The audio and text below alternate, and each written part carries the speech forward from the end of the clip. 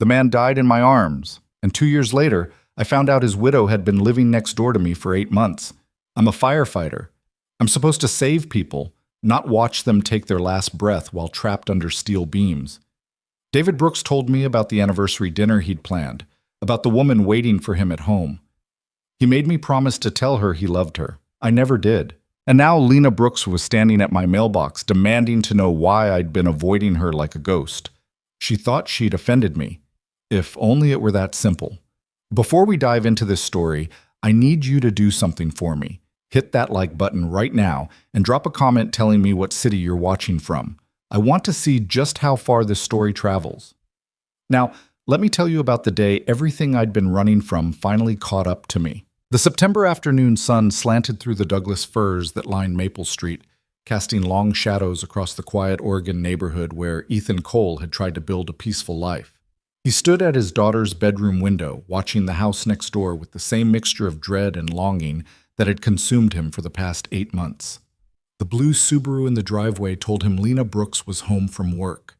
He needed to stop doing this. "Daddy, you're staring again," Mia said from behind him, her 7-year-old voice cutting through his thoughts with the precision only children possess.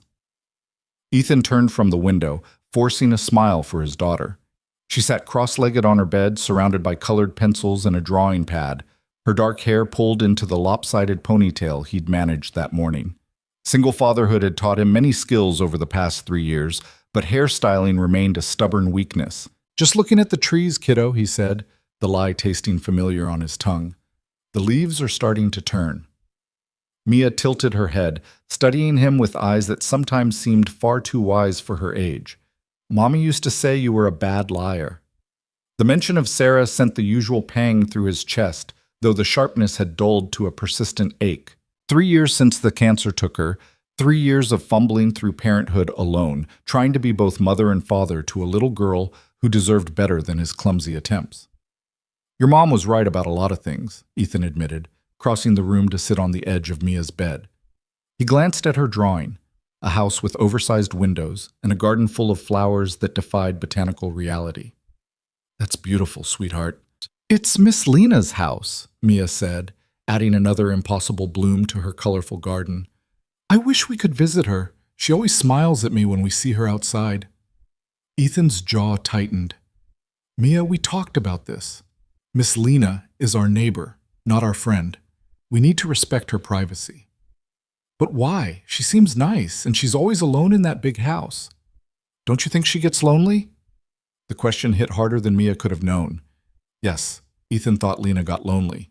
He'd watched her enough to know the patterns of her solitude, the way she sat on her back porch with a glass of wine on Friday evenings, the garden she tended with meticulous care, the bedroom light that stayed on until well past midnight most nights. He knew more about Lena Brooks than he had any right to know, all because he couldn't stop torturing himself with glimpses of the woman whose husband had died in his arms. "People like their space sometimes," Ethan said, the words hollow even to his own ears.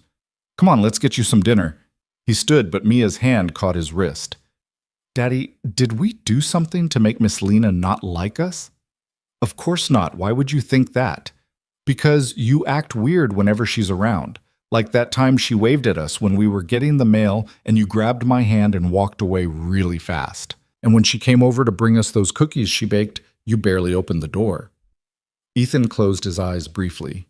He'd told himself his avoidance was subtle, that Mia wouldn't notice. Another miscalculation in a long line of them. "I'm just tired a lot, sweetheart. Work's been busy. It has nothing to do with Miss Lena." But even as he said it, Ethan knew the excuses were wearing thin. The truth was, he'd been running from Lena Brooks since the day he'd seen her unloading boxes from a moving truck 8 months ago, his heart stopping when he recognized her face from the photographs David had shown him on his phone during those final, desperate minutes. "Look at her," David had whispered, his voice wet with blood and pain. The phone's screen cracked, but still displaying the image of a woman with auburn hair and a bright smile, standing in front of the Golden Gate Bridge. "That's my Lena, our 5th anniversary next month. I planned a whole weekend in San Francisco. She doesn't know yet. It's a surprise." Ethan had stared at that photo while trying to staunch the bleeding, while calling for backup that wouldn't arrive in time. while the warehouse groaned and shifted above them, threatening total collapse. "You're going to make it to that anniversary," Ethan had promised, his hands slick with David's blood. "We're going to get you out of here, and you're going to take your wife to San Francisco." But David's breathing had grown more labored, more liquid. If something happens, you tell her, okay? Tell her I loved her. Tell her the last thing I thought about was her smile. Promise me." "I promise," Ethan had said, not believing for a moment that he'd need to keep such a promise. He was a firefighter with 8 years of experience. He'd pulled people from worse situations. The memory fractured as Mia tugged on his sleeve. "Daddy, you got that look again." Ethan blinked, returning to the present, to his daughter's bedroom with its pink walls and stuffed animals. "What look?" "The sad one. The one you get when you're thinking about the fires." He pulled Mia into a hug, pressing his face into her hair, grateful for the anchor she provided to the here and now. "I'm okay, kiddo. Promise. Now how about we make some pasta for dinner? Can we have garlic bread too? Only if you help me with the dishes after." "Deal!"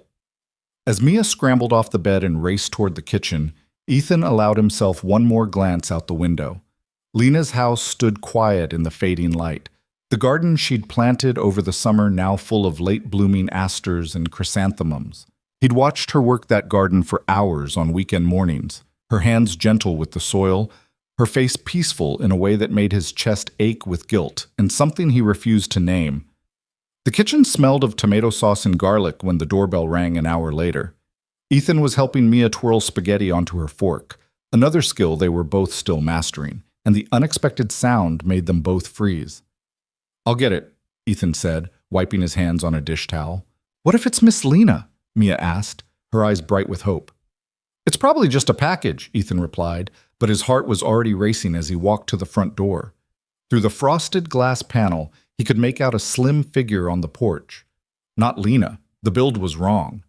Ethan opened the door to find a young woman in her mid-20s, blonde hair pulled back in a professional bun, wearing a blazer despite the mild evening temperature. "Ethan Cole?" she asked. "That's me. Can I help you?" The woman pulled a business card from her pocket and handed it to him. "Jennifer Morrison, attorney at law," it read, with a Portland address beneath her name. "Mr. Cole, I'm here representing Everett Industrial Properties in the matter of the David Brooks incident. Do you have a few minutes to discuss the upcoming deposition?" The words hit like a physical blow. Ethan had tried to put the legal proceedings out of his mind, had told himself it was just procedure, just the company's insurance following protocol. But hearing David's name spoken aloud on his doorstep, with Lena living 50 feet away, made everything feel suddenly, terrifyingly real. "I already gave my statement to the fire marshal," Ethan said, his hand tightening on the doorframe. "Multiple times. I understand, but there are some discrepancies we need to clarify. The company is facing a significant lawsuit from Mrs. Brooks, and your testimony is crucial." "Discrepancies?" Ethan's voice came out harder than he intended. "There's nothing to clarify. The warehouse had multiple code violations. The emergency exits were blocked. The fire suppression system failed. David Brooks died because Everett Industrial cut corners on safety." Jennifer Morrison's expression didn't change, professional mask firmly in place. "The company disputes that characterization. They believe there were errors in the emergency response that may have contributed to Mr. Brooks's death." "Are you seriously suggesting—" Ethan stopped himself, aware of Mia in the next room, of neighbors who might be listening. He stepped out onto the porch, pulling the door mostly closed behind him. "I did everything I could to save that man. Everything. I put my own life at risk staying with him when the building was coming down around us." "No one's questioning your courage, Mr. Cole. But courage and proper protocol aren't always the same thing. The company's engineers have reviewed the scene. They believe that if you'd attempted to move Mr. Brooks earlier, before the main support beam collapsed. He had internal injuries and a compound fracture of the femur. Moving him wrong could have killed him faster than the building. I made the call to wait for the heavy rescue team. A call that may have cost precious minutes. Ethan felt heat rising in his chest, the familiar surge of anger that had become his constant companion since David's death. The heavy rescue team was delayed because the company didn't provide proper site maps or hazmat information. We didn't know about the chemical storage in the southeast corner until it exploded. 3 firefighters got burned because Everett Industrial didn't follow disclosure requirements. That's not how the company's records show it. Then the company's records are lies. Jennifer Morrison finally showed a crack in her professional veneer, a flicker of something that might have been sympathy. Mr. Cole, I'm just doing my job. The deposition is scheduled for October 15th. You'll receive formal notification in the next few days. I'd suggest you consult with the fire department's legal team before then. She turned to leave, then paused on the porch steps. For what it's worth, I'm sorry for what you went through. But the company needs to protect itself, and that means examining every decision made that night. Ethan watched her walk to a sleek black sedan parked at the curb, his hands clenched into fists at his sides. The anger felt good, felt better than the guilt that usually consumed him, but it faded quickly as the car pulled away, leaving him alone with the weight of what was coming. Daddy? Who was that? He turned to find Mia standing in the doorway, worry creasing her small face. Nobody important, kiddo. Just work stuff. You look upset. I'm fine. Come on, your spaghetti's getting cold. But sleep didn't come easily that night. Ethan lay in bed, staring at the ceiling, replaying the conversation with the lawyer, replaying the fire, replaying every decision he'd made in those crucial minutes when David Brooks' life hung in the balance. Had he made the right call? The fire marshal's report said yes. The department's investigation said yes. But doubt was an insidious thing, and corporate lawyers knew exactly how to plant it. Around midnight, he gave up on sleep and moved to the living room window, the one that faced Lena's house. Her bedroom light was on, as it often was at this hour. Sometimes he wondered if she struggled with sleep too, if grief kept her awake the way guilt kept him pacing his floors. He'd never kept his promise to David, never told Lena about those final words, about the anniversary trip, about how much David had loved her. The truth was, Ethan had been too much of a coward to face her. When the fire department's chaplain and the victim advocate had handled the death notification, Ethan had hidden behind procedure, telling himself it was better for Lena to receive the news from trained professionals. But he'd seen her at the memorial service, standing beside David's casket in a black dress, her face pale and drawn, accepting condolences from strangers while Ethan watched from the back of the funeral home, unable to make himself walk forward, unable to speak the words David had trusted him with. And now she lived next door, and the unspoken promise sat between them like a wall neither of them knew existed. The next morning dawned gray and drizzly, typical Oregon weather for late September. Ethan got Mia ready for school, packed her lunch, and drove her to Riverside Elementary, going through the familiar routine on autopilot, while his mind churned with thoughts of the deposition. Remember, I'm picking you up early today, Ethan said as Mia unbuckled her seatbelt. You have that dentist appointment at 3. Do I have to go? I hate the dentist. Yes, you have to go. It's just a cleaning. Mia made a face that suggested she'd rather face anything else, but she grabbed her backpack and gave him a quick kiss on the cheek before sliding out of the truck. Ethan watched her run toward the school entrance, her purple backpack bouncing, and felt the familiar mixture of love and inadequacy that defined his parenting experience. The fire station was quiet when he arrived for his shift at 8. Station 7 sat on the edge of town, a 2-story brick building that had been Ethan's second home for 8 years.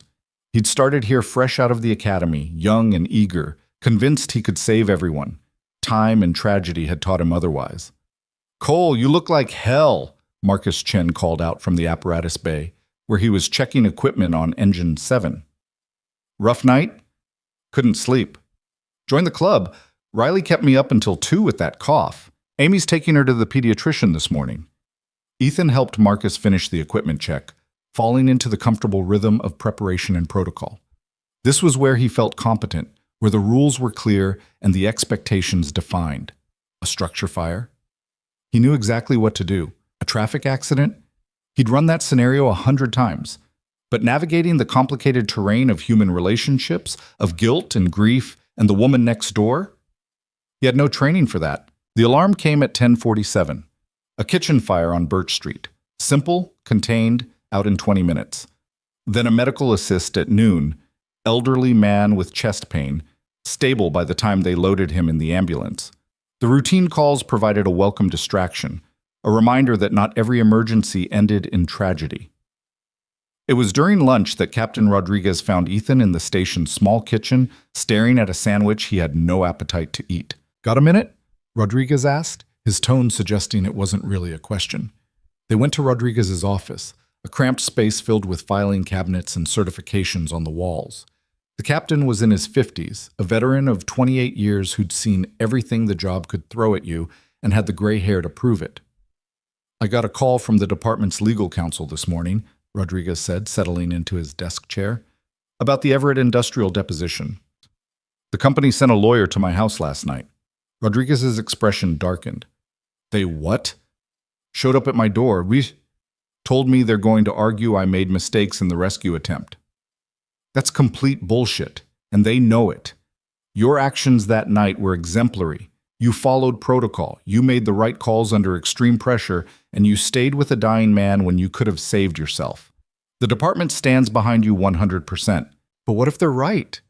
The words came out before Ethan could stop them, the doubt he'd been carrying since last night spilling over. "What if I should have tried to move him earlier? What if—" "Stop right there," Rodriguez interrupted, his voice firm but not unkind. "I've read the reports, Cole. I've reviewed the timeline. You did everything by the book, and then some.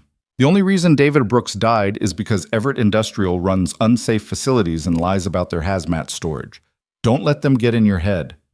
They're going to make it look like I failed him. They're going to try. And that's why you need to be prepared for this deposition. The legal team wants to meet with you tomorrow to go over your testimony." Ethan nodded, staring at his hands. They were steady now, but he remembered how they'd shaken that night, trying to hold pressure on David's wounds, trying to keep him conscious and talking, trying to do everything right while the world burned around them. "There's something else," Rodriguez said, his tone shifting. "The Brooks lawsuit against Everett is going to trial next month. There's a good chance you'll be called as a witness for the plaintiff." "Lena's suing them?" "Her attorney is. Wrongful death, negligence, the works. From what I hear, they've got a strong case, but it means all this is going to get dragged back into the light. Are you prepared for that?" "No," Ethan wanted to say. He wasn't prepared to face Lena in a courtroom, to see her grief displayed for a jury, to relive the worst night of his life under cross-examination. But he didn't have a choice. "I'll do whatever I need to do," he said instead. "Good man. And Cole? Don't talk to any more corporate lawyers without representation present. If they show up again, you call me immediately." The rest of the shift passed in a blur of training drills and equipment maintenance.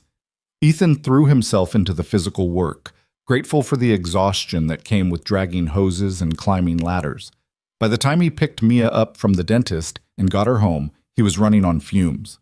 "No cavities," Mia announced proudly as they walked into the house. "Dr. Palmer said I'm doing a great job brushing." "That's my girl. How about we celebrate with—" He stopped short. Through the kitchen window, he could see Lena in her backyard, kneeling in her garden with a trowel in hand.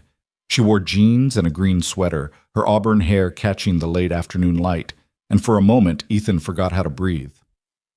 "Miss Lena's planting bulbs," Mia said, pressing her face against the window. "Mrs. Chen told her those are for spring flowers. Tulips, I think." Ethan knew he should move away from the window, should redirect Mia's attention, should do anything except stand there watching.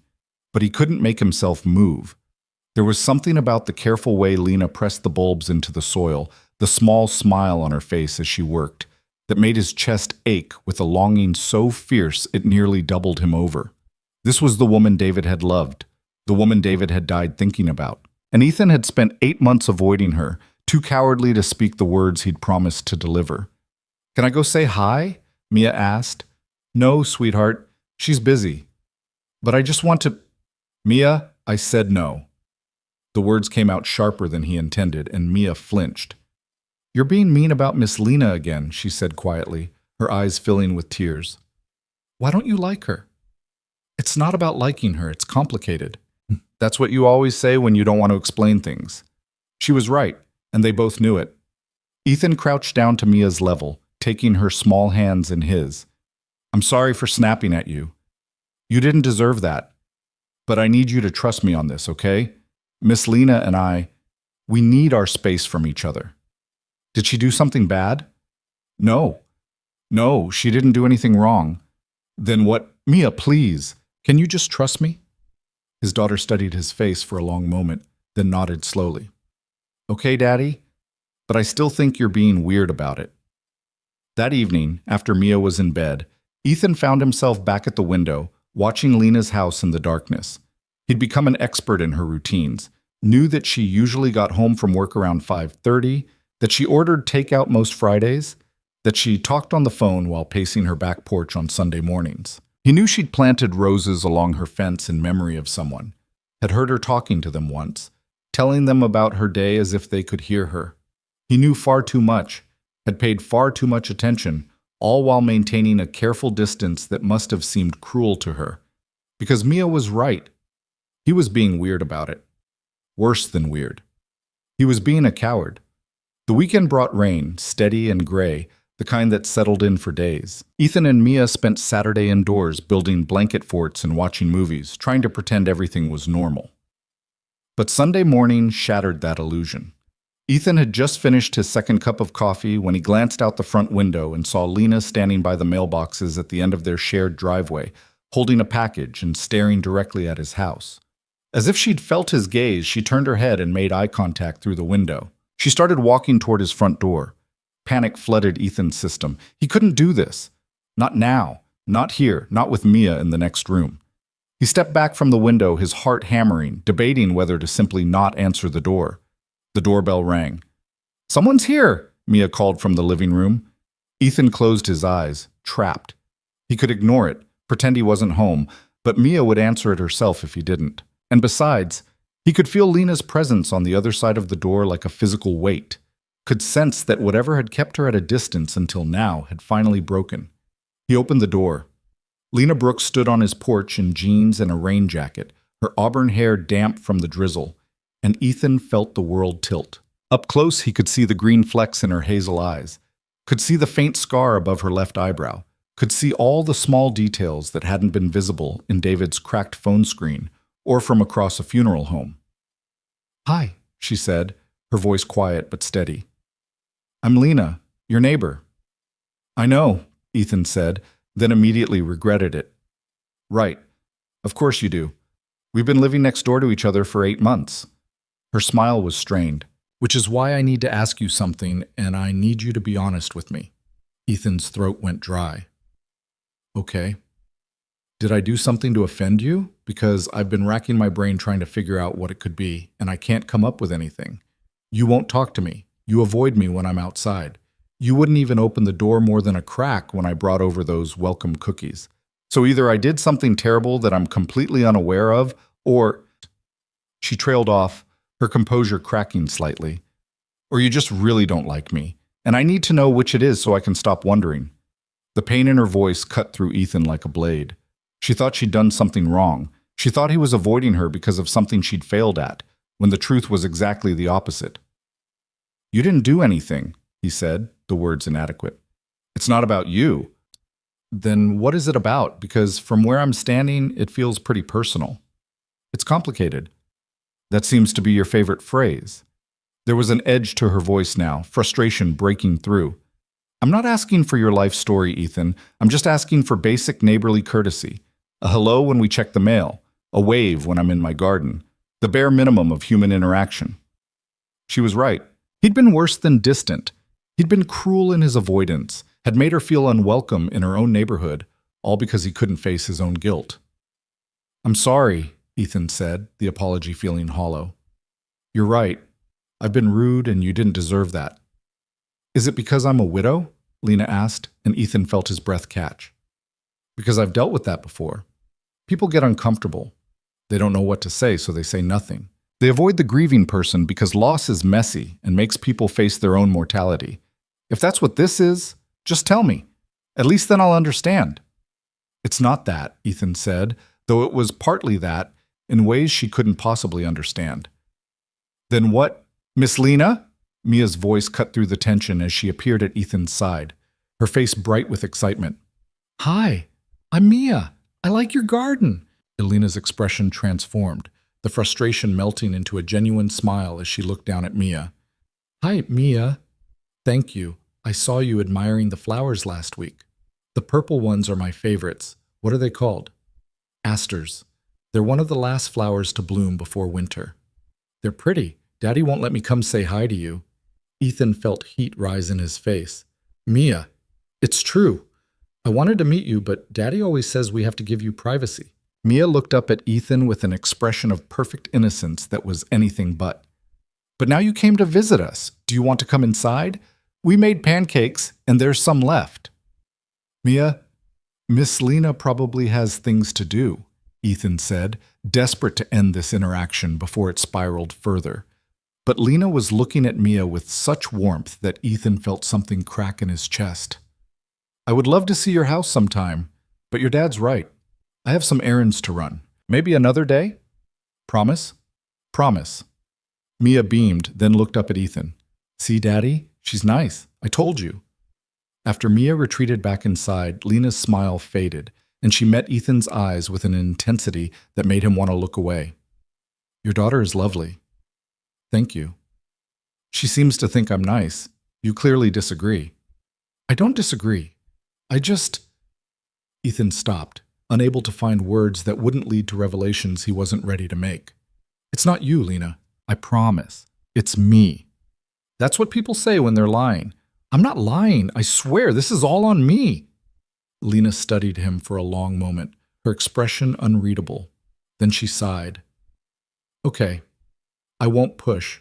But Ethan, whatever this is, whatever reason you have for treating me like I'm contagious, it's starting to hurt. And I've had enough hurt to last a lifetime.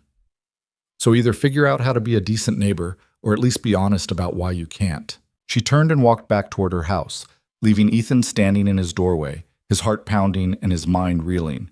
He watched her go, watched her pause at her front door to look back at him one more time, her expression sad and confused, before she disappeared inside. You made Miss Lena upset, Mia said from behind him. I know. Are you going to apologize better? I don't know how. And that was the truth, because a real apology would require an explanation, and the explanation would require him to admit what he'd been hiding for 2 years. It would require him to look Lena in the eyes and tell her that her husband had died in his arms, that David's last words had been about her, that Ethan had promised to deliver a message he'd never had the courage to speak. It would require him to face the full weight of his failure, and Ethan wasn't sure he was strong enough for that. The upcoming week loomed ahead of him. The deposition on Friday, the possibility of being called to testify in Lena's lawsuit, the corporate lawyers trying to shift blame onto him for a death he'd tried desperately to prevent. And through it all, Lena would be right next door, hurt and confused by his behavior, waiting for an explanation he didn't know how to give. Ethan closed the door and leaned against it, his eyes burning with tears he refused to shed. Somewhere in the house, Mia was humming to herself, innocent and happy, unaware that her father was falling apart. He joined the fire department to help people, to save lives, to make a difference. Instead, he'd failed to save David Brooks, had failed to keep his deathbed promise, and was now failing to be even a decent neighbor to the widow living 50 feet away. The rain continued its steady drumming on the roof, and Ethan stood alone in his hallway, wondering how much longer he could keep running from the truth. The week crawled forward with agonizing slowness. Ethan went through the motions at the station, responding to calls with mechanical precision, while his mind remained trapped in the loop of Lena's hurt expression and the upcoming deposition. Tuesday brought a meeting with the fire department's legal counsel, a sharp-eyed woman named Patricia Winters, who spent 2 hours drilling him on every detail of the warehouse fire. They're going to come at you hard, Patricia warned, her pen tapping against her yellow legal pad. Everett Industrial is facing millions in damages if they lose this case. They'll try to make you second-guess every decision you made that night. I already do that, Ethan admitted quietly. Patricia's expression softened. That's normal. But normal doesn't help us in a deposition. You need to be confident in your answers. You followed protocol. You made sound decisions under extreme pressure. The warehouse was a death trap because of the company's negligence, not because of anything you did or didn't do. But confidence felt like a foreign concept as Friday approached. Ethan barely slept Thursday night, his mind cycling through scenarios, imagining hostile questions and his own inadequate answers.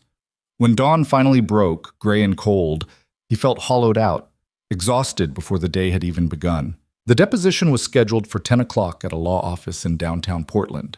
Ethan dropped Mia at school early, her concerned face following him as he drove away. She'd asked him 3 times that morning if he was okay, her 7-year-old instincts picking up on his tension. "Just a long day ahead, sweetheart," he'd told her.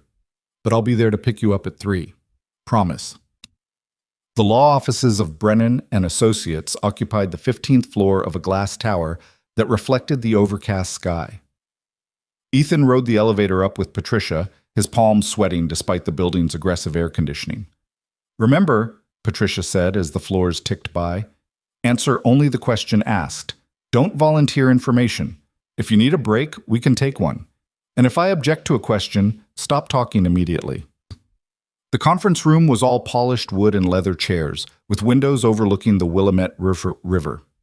3 people waited inside. Jennifer Morrison, the lawyer who'd ambushed him at his home, an older man in an expensive suit who introduced himself as Robert Brennan, senior partner, and a court reporter setting up her equipment. "Thank you for coming, Mr. Cole," Brennan said with practiced courtesy. "This shouldn't take more than a few hours.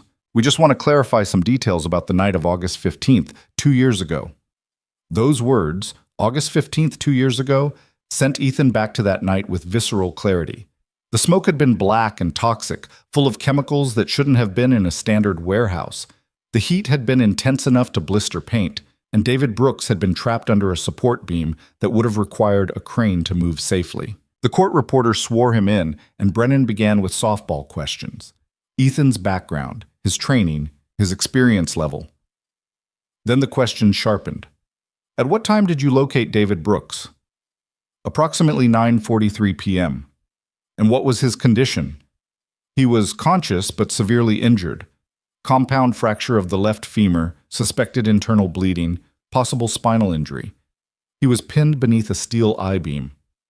"Did you attempt to free him?" "Not immediately. The beam was too heavy to move without specialized equipment, and moving him without proper stabilization could have caused fatal injury." Brennan made a note.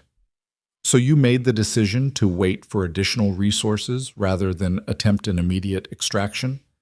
"Yes, that's standard protocol for this type of situation." "How long did you wait?" "The heavy rescue team arrived at approximately 10:07, 24 minutes.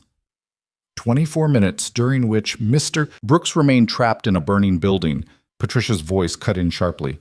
"Objection, argumentative." Brennan nodded, unfazed. "Let me rephrase. Mr. Cole, in those 24 minutes, did the fire spread?" "Yes, but the immediate area around Mr. Brooks remained relatively stable. The main fire was in the southeast section of the warehouse. The section containing undisclosed chemical storage, according to your testimony?" "That's correct. Everett Industrial failed to provide accurate hazmat information. We didn't know about the chemicals until they ignited." "Or perhaps the information was provided and not properly communicated within your team?" Patricia leaned forward. "Do you have evidence to support that implication, Mr. Brennan? Because the fire marshal's investigation clearly states—" "We'll get to the fire marshal's investigation," Brennan interrupted smoothly. "Mr. Cole, during the time you waited with Mr. Brooks, what did you do?" "I provided first aid, applied pressure to visible wounds, kept him conscious and talking, monitored his vital signs as best I could under the circumstances." "Kept him talking. What did you talk about?" The question landed like a punch. Ethan's throat tightened. "General topics, trying to keep him alert and oriented." "Can you be more specific?" "I don't see how that's relevant," Patricia interjected. "I'm establishing Mr. Cole's state of mind and judgment during the incident," Brennan replied. "Mr. Cole, what specifically did you and Mr. Brooks discuss?" Ethan's hands clenched beneath the table. "He talked about his wife, about their anniversary, about plans they'd made." "That must have been emotional." "It was difficult, yes." "Did these emotional conversations impact your ability to make clear-headed decisions about his care?" "No, I remained focused on keeping him alive. But you were emotionally involved with his situation. You were listening to a dying man talk about his wife rather than reassessing extraction options." "That's not—" Ethan stopped himself, hearing Patricia's warning in his head. "I continuously monitored the situation. I made the correct call to wait for proper equipment. Did you consider attempting to lift the beam yourself with assistance from other firefighters on scene? Briefly, but it would have required at least 4 people to lift it safely, and we didn't have 4 people available in that location. Most of the team was fighting the main fire and evacuating other areas of the building. So you were essentially alone with Mr. Brooks? My partner, Jake Morrison, was nearby, but he was managing the hose line to keep the fire from spreading to our position. Mr. Morrison gave a statement saying he heard you talking extensively with Mr. Brooks. He described it as more like a conversation than emergency care. Anger flared in Ethan's chest. I was keeping a dying man calm. That is part of emergency care. Or you were so focused on his emotional state that you missed opportunities to save his life. Objection, Patricia snapped. You're testifying, not questioning. Brennan smiled faintly. Withdrawn. Mr. Cole, when did you realize Mr. Brooks wasn't going to survive? The room seemed to tilt. Ethan's vision blurred at the edges, and he was back in the warehouse, feeling David's pulse weaken beneath his fingers, watching the light fade from eyes that kept trying to focus on that cracked phone screen. Mr. Cole? When the main support beam collapsed, Ethan heard himself say, at approximately 10:04, 3 minutes before the heavy rescue team arrived. The secondary collapse caused additional crush injuries. He lost consciousness, and his breathing became agonal. He died at 10:11, despite resuscitation attempts. So the heavy rescue team arrived too late. The heavy rescue team arrived when they could. They were delayed because Everett Industrial's facility maps were inaccurate and incomplete. Or because you called for them too late. I called for them immediately upon finding Mr. Brooks. But you didn't call for them before entering the building. You didn't request heavy rescue at the initial dispatch. Because we didn't know we would need them. The initial call was for a standard warehouse fire. It wasn't until we were inside that we discovered the extent of the structural damage and the trapped victim.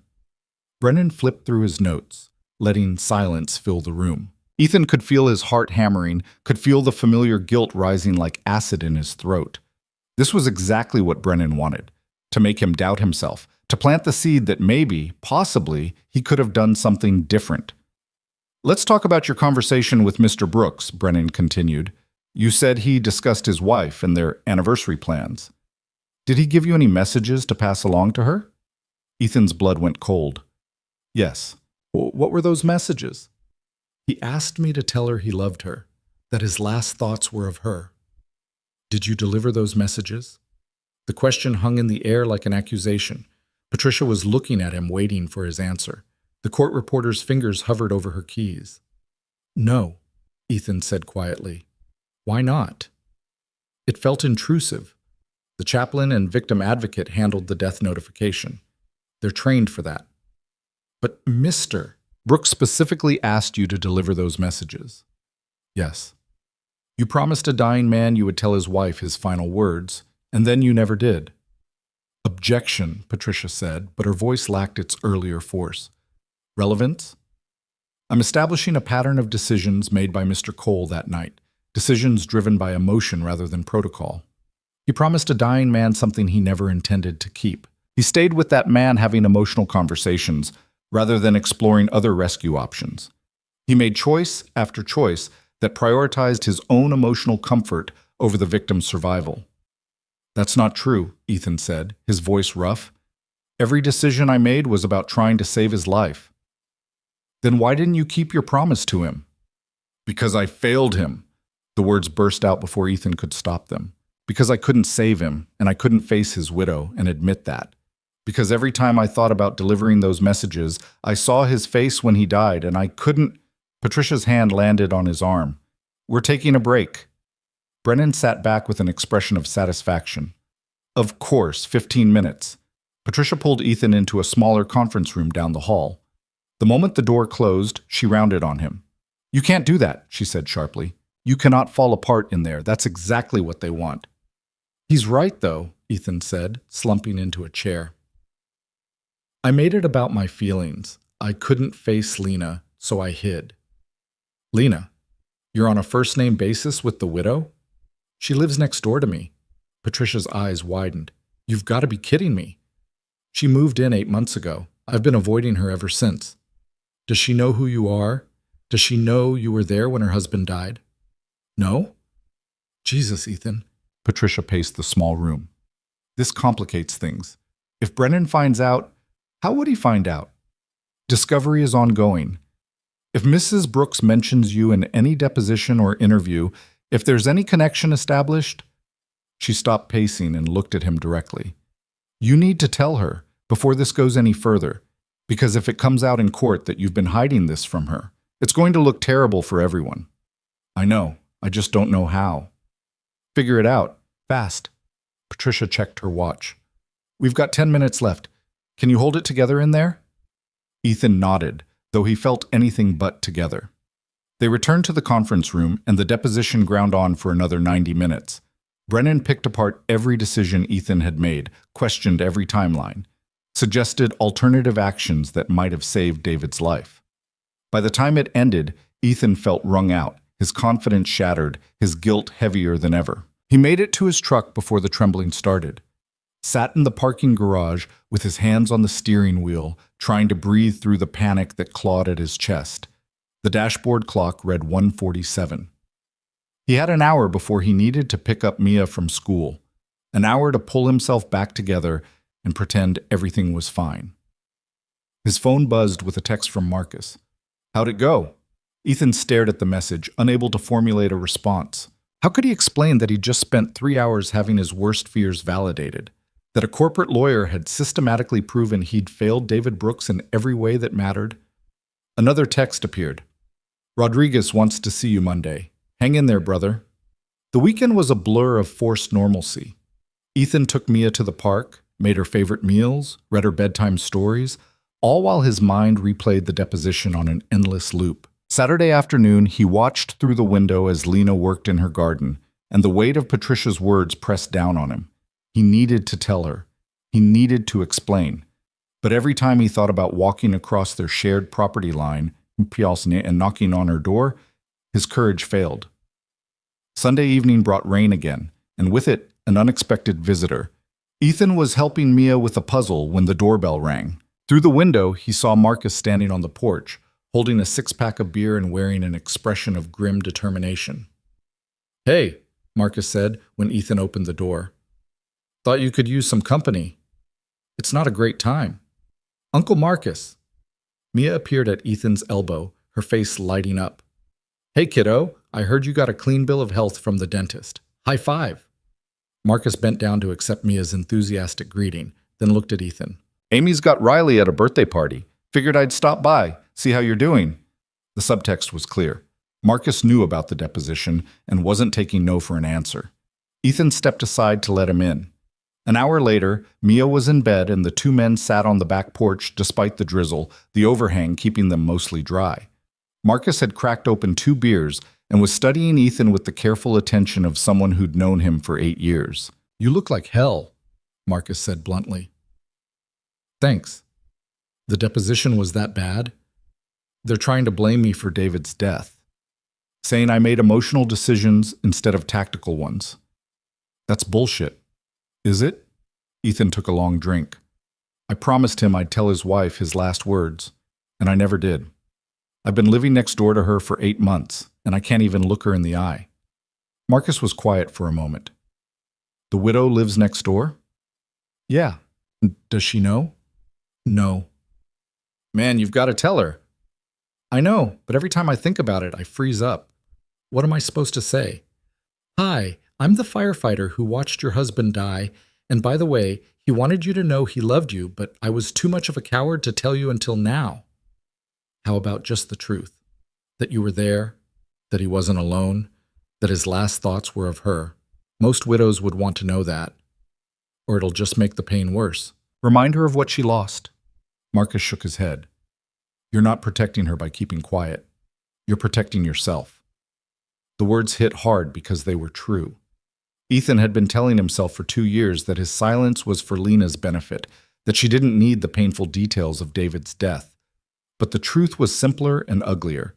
He couldn't face his own failure, couldn't admit that he'd broken a dying man's final request. The case goes to trial next month, Ethan said. Lena's suing Everett Industrial. There's a good chance I'll have to testify. Then you definitely need to tell her before that. If she finds out in court that you've been hiding this, it's going to destroy any chance of... Marcus stopped himself. Any chance of what? Come on, man. I've seen how you look at her house. You're not just carrying guilt. There's something else there. Ethan's hands tightened around his beer bottle. That's not... I don't... You're a terrible liar. Always have been. Even if that were true, and I'm not saying it is, it doesn't matter. She's David's wife. I can't... She's David's widow, Marcus corrected gently. There's a difference, and it's been 2 years. People are allowed to move on. Not like this. Not when I'm the reason she's a widow. You're not the reason. Everett Industrial's negligence is the reason. But Ethan couldn't shake the conviction that he'd failed, that somewhere in those crucial minutes, he'd made a choice that cost David his life. Brennan's questions had burrowed into his brain, planting doubts he couldn't uproot. Monday morning brought a summons to Captain Rodriguez's office. Ethan had barely stepped through the door when Rodriguez waved him into a chair, his expression troubled. I got the preliminary report from the deposition, Rodriguez said without preamble. Everett's legal team is pushing hard on the negligence angle. They're claiming you made multiple errors in judgment that contributed to Brooks's death. I know, I was there.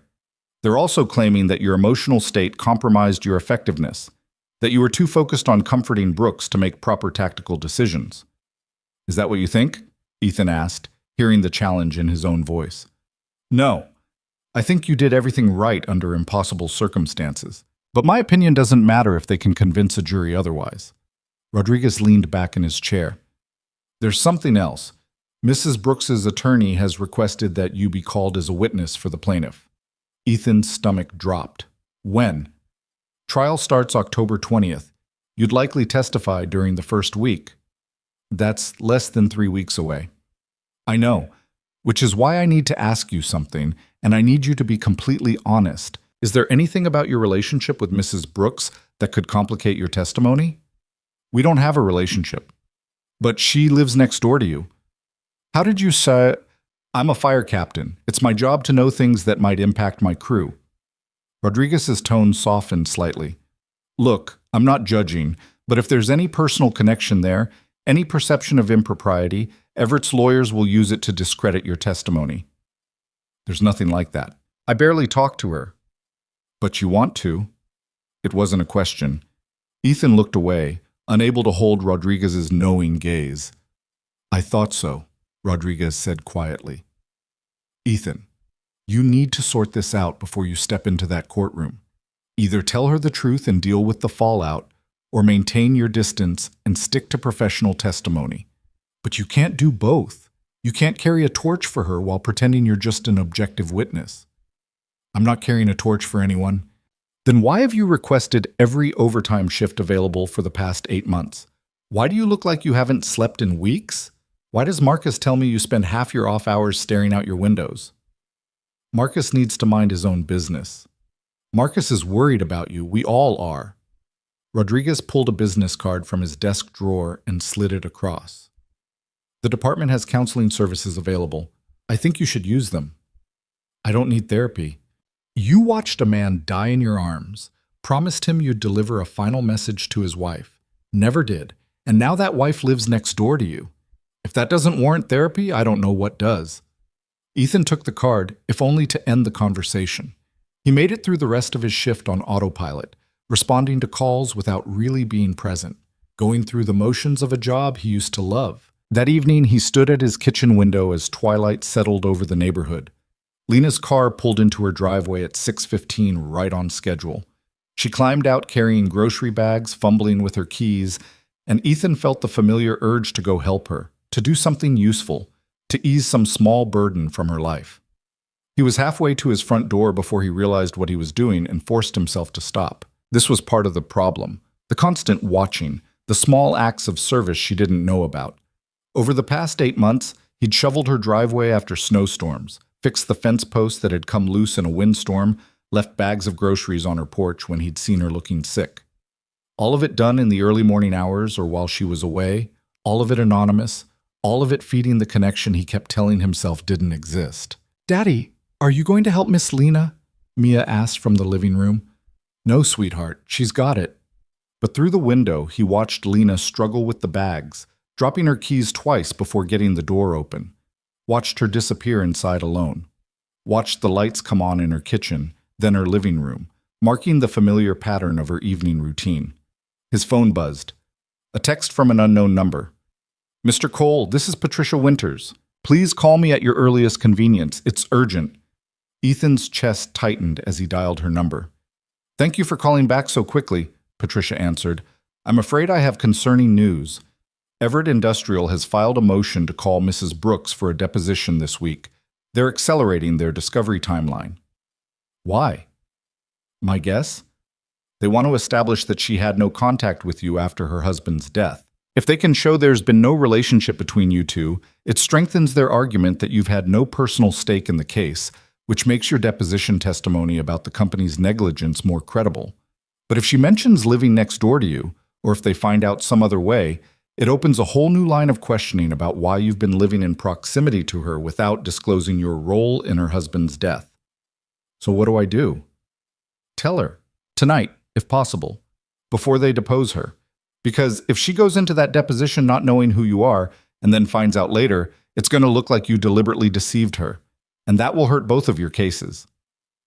After Patricia hung up, Ethan stood in his kitchen, the phone still in his hand, staring at Lena's house. The lights glowed warm against the gathering darkness, and somewhere inside she was making dinner, maybe watching TV, living her life completely unaware that her neighbor was the last person to see her husband alive.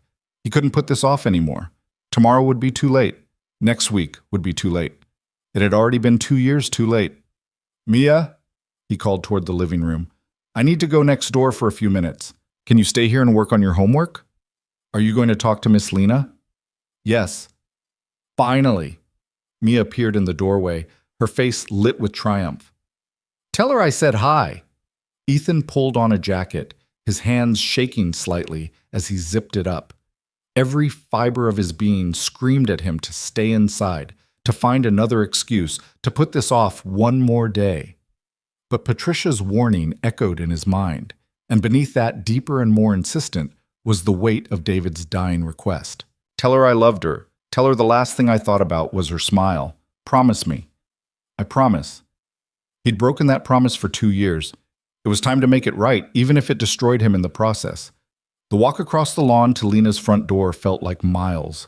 Rain misted against his face, cold and cleansing. His heart hammered against his ribs. 3 times, he almost turned back. But he forced himself forward, forced himself up the porch steps, forced his hand to reach for the doorbell. The chime echoed inside, and Ethan heard footsteps approaching. The door opened, and Lena stood backlit by the warm glow of her entryway, her expression shifting from surprise to wariness when she saw him. "Ethan?" "I need to talk to you," he said, his voice rougher than he intended. "There's something I should have told you a long time ago." Lena's expression shifted from wariness to confusion, her hand still resting on the doorframe. The warm light from inside her house cast shadows across her face, making it impossible for Ethan to read her completely. Behind her, he could see into her living room. A couch with throw pillows, a half-empty glass of wine on the coffee table, a book lying open and face down. The intimate details of her life, so close and yet completely separate from his. "What do you mean?" she asked, her voice careful. Ethan opened his mouth, but the words stuck in his throat. "How did you tell someone that you'd watched their husband die? That you'd held him as he took his last breath? That you'd been carrying the weight of his final words for 2 years without ever having the courage to speak them?" "Can I come in?" he finally managed. "This isn't something I can say on your doorstep." Lena hesitated, her fingers tightening on the door. For a moment, Ethan thought she might refuse, might close the door in his face and end this before it began. He almost hoped she would, but then she stepped back, pulling the door wider. "Okay, but Ethan, you're scaring me a little." "I know, I'm sorry." He stepped inside and she closed the door behind him. The house smelled like tomato sauce and garlic, like she'd been cooking dinner. Normal domestic smells that made this moment feel even more surreal. Lena led him into the living room but didn't sit down. She stood with her arms crossed, a defensive posture that spoke of too many unexpected blows in her life. "Whatever this is, just tell me. Please." Ethan's chest felt like it was being compressed in a vice.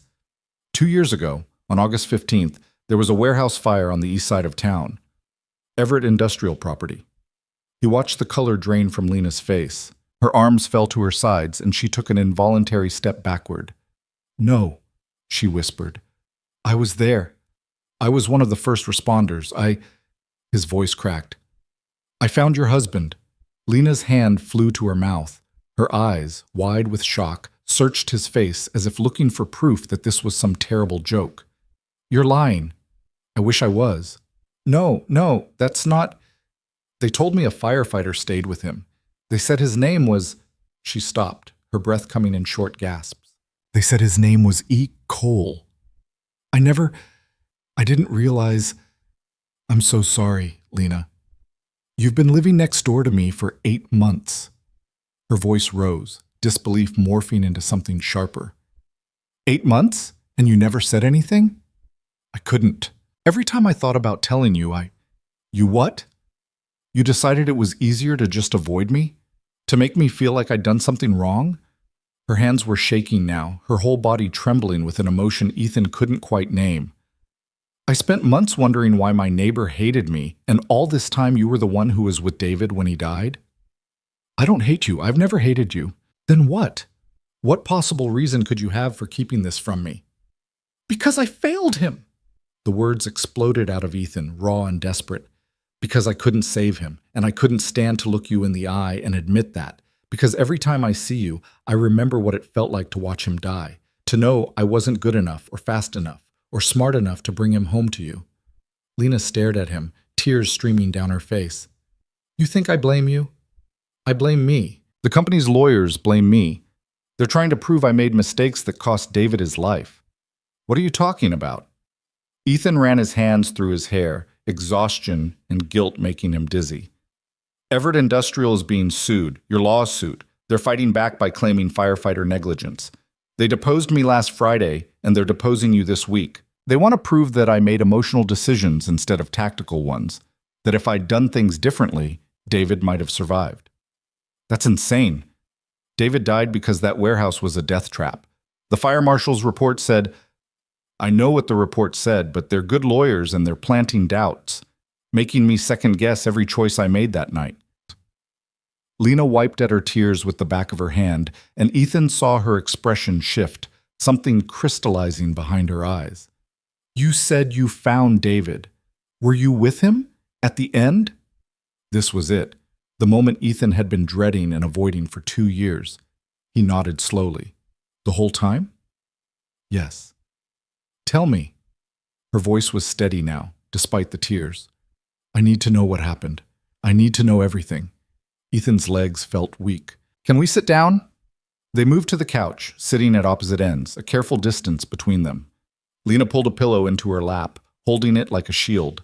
Outside, the rain had intensified, drumming against the windows with steady insistence. We got the call at 9:32, Ethan began, his voice hollow. Structure fire at a commercial warehouse.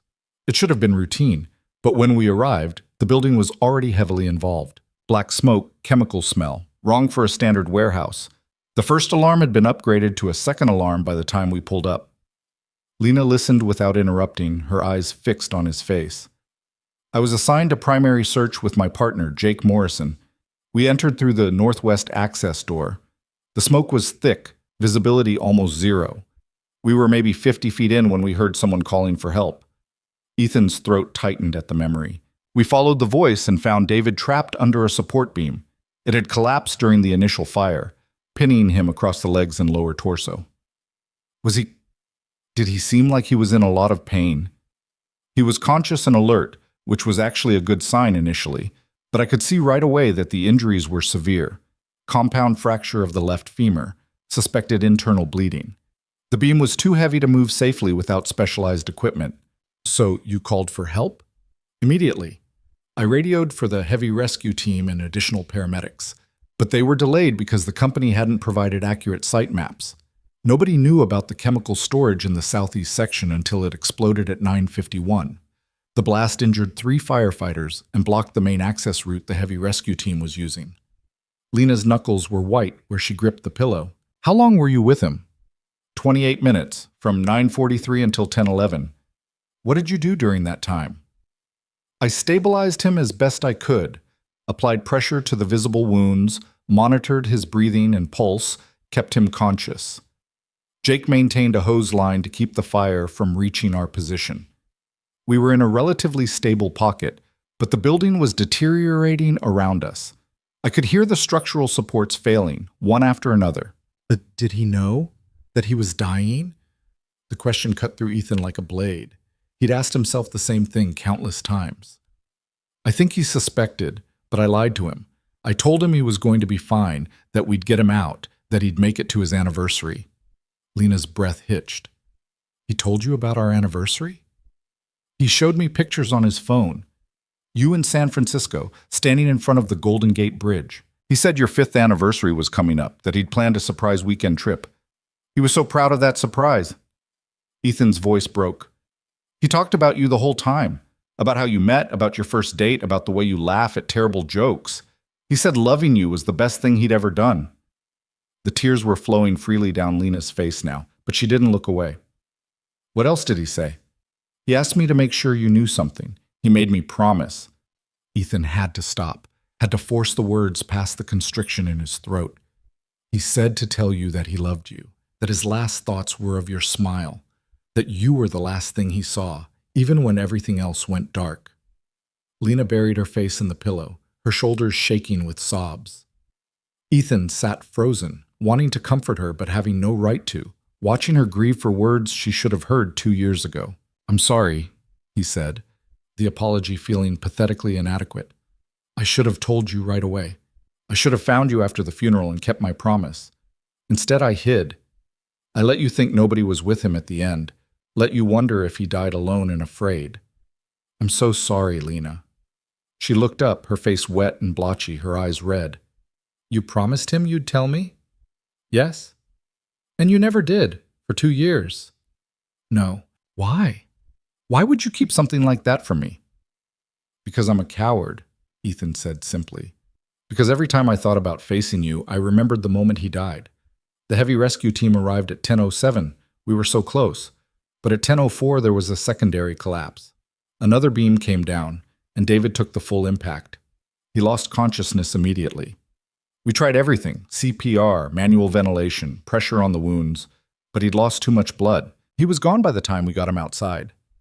You stayed with him, through the whole thing. I wasn't going to leave him alone. Lena was quiet for a long moment, her breathing gradually steadying.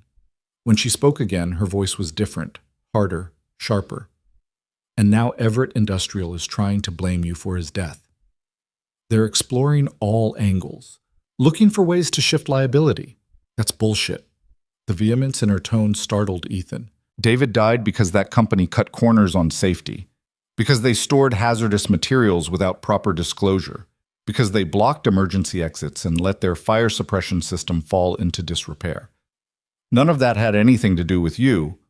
The lawyers are saying I should have tried to move him sooner, that I wasted time talking instead of attempting extraction.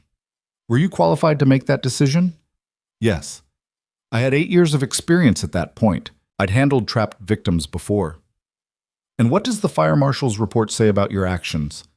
That I followed proper protocol, that attempting to move David without proper equipment could have caused fatal injury. Then the lawyers can go to hell. Lena stood abruptly, pacing the room with an energy that seemed to vibrate off her. They deposed you? Friday. What did they ask? Everything, every decision I made, every minute of the timeline. They wanted details about my conversations with David, about my emotional state, about whether being emotionally involved impacted my judgment. And they're deposing me this week? According to my attorney, yes. Probably trying to establish that we've had no contact since David's death. Lena stopped pacing and turned to face him. Except we have had contact. We've been neighbors for 8 months. They don't know that yet. My attorney thinks if they find out, they'll use it to complicate both our testimonies. Make it look suspicious that I never told you the truth. It is suspicious that you never told me the truth. I know. I'm sorry. I should have... Stop apologizing. Lena's hands clenched into fists. I don't want your apologies, Ethan. I want the truth. All of it. Is there anything else you're not telling me? He thought about the hours he'd spent watching her house, the anonymous acts of service, The way he'd memorized her routines like a stalker, the way his chest tightened every time he saw her smile. But those confessions would only make things worse. No, he lied. That's everything. Lena studied him for a long moment, and Ethan had the unsettling feeling she could see right through him. But she didn't push. Instead, she sank back down onto the couch, suddenly looking exhausted. "I knew who you were," she said quietly. Ethan's world tilted. "What?" "Not at first, but about a month after I moved in, I was going through David's files for the lawsuit. I found a copy of the fire department's incident report. Your name was on it. E. Cole, Engine 7. She looked at him with eyes that held too much knowledge. "I looked you up, found your address, realized you lived right next door to the house I'd just bought." "You knew," Ethan repeated, unable to process it. "This whole time, you knew?" "I didn't buy this house by accident, Ethan. I bought it because you lived here." The room seemed to spin. "Why?" "Because I needed to see you. The firefighter who stayed with my husband when he died. I needed to know what kind of person you were, needed to understand something, anything, about those final minutes." Tears welled up again in her eyes. "The chaplain told me David wasn't alone at the end, that a firefighter held his hand and talked to him, kept him calm. I couldn't let go of that. It was the only comfort I had. So when I found out where you lived, I convinced myself that being near you would help me feel closer to David somehow." "You deliberately moved in next to me." "Yes. And you never said anything." "Neither did you," Lena shot back. "You spent 8 months avoiding me, making me feel unwelcome, and the whole time I was waiting for you to acknowledge what we both knew. Or what I thought we both knew. I assumed you'd recognized me, that you were keeping your distance out of respect or professionalism or something. I never imagined you had no idea who I was." Ethan felt like he'd been punched in the gut. All those months of careful avoidance, of protecting Lena from the truth, and she'd known all along. She'd been watching him just as he'd been watching her, both of them trapped in their own private hells, circling each other like wounded animals afraid to get too close. "Why didn't you say something?" he asked. "Why didn't you just knock on my door and tell me you knew?" "Because I was scared," Lena admitted. "Scared of what I might feel if I actually talked to you. Scared that hearing the details would make it worse instead of better. And then the more time passed, the harder it became to bridge that gap. So I just watched you, tried to figure you out from a distance. I did the same thing, watching your house, learning your routines." Ethan stopped himself, realizing how that sounded, but Lena just nodded. "I know. I saw you at your window sometimes, late at night. Saw you shovel my driveway, fix my fence post, leave groceries on my porch when I had the flu. You knew about that? I have a video doorbell. I get notifications whenever there's movement on my porch." A ghost of a smile crossed her face. "You're not as sneaky as you think. I just wanted to help, to do something useful." "Why? Out of guilt?" "At first, maybe, but then—" Ethan stopped, afraid to finish the thought. "Then what?" He looked at her, really looked at her, seeing not just David's widow, but the woman herself. The strength in her eyes despite the tears, the way she held herself together, even when falling apart. The fierce protectiveness in her voice when she defended him against the lawyer's accusations. "Then it became about you," he said quietly. "Not David, you." The air between them seemed to thicken, charged with something Ethan couldn't name. Lena's breath caught, and for a moment neither of them moved. "Ethan." A sharp knock on the door shattered the moment. They both jumped, and Lena stood quickly, wiping at her face. "I'm not expecting anyone," she said, confusion replacing the intensity of seconds before. The knock came again, more insistent. Lena crossed to the door and opened it to reveal Jennifer Morrison standing on the porch, looking professionally polished despite the rain. Her eyes widened slightly when she saw Ethan standing in Lena's living room.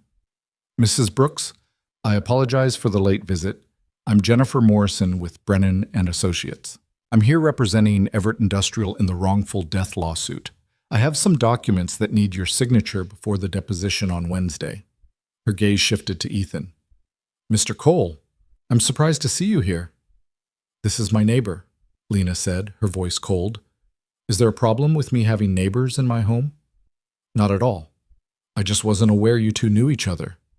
We live 50 feet apart. Of course we know each other. Jennifer's expression didn't change, but Ethan could see the gears turning behind her professional mask. This was exactly what Patricia had warned him about, the appearance of impropriety, the suggestion of collusion.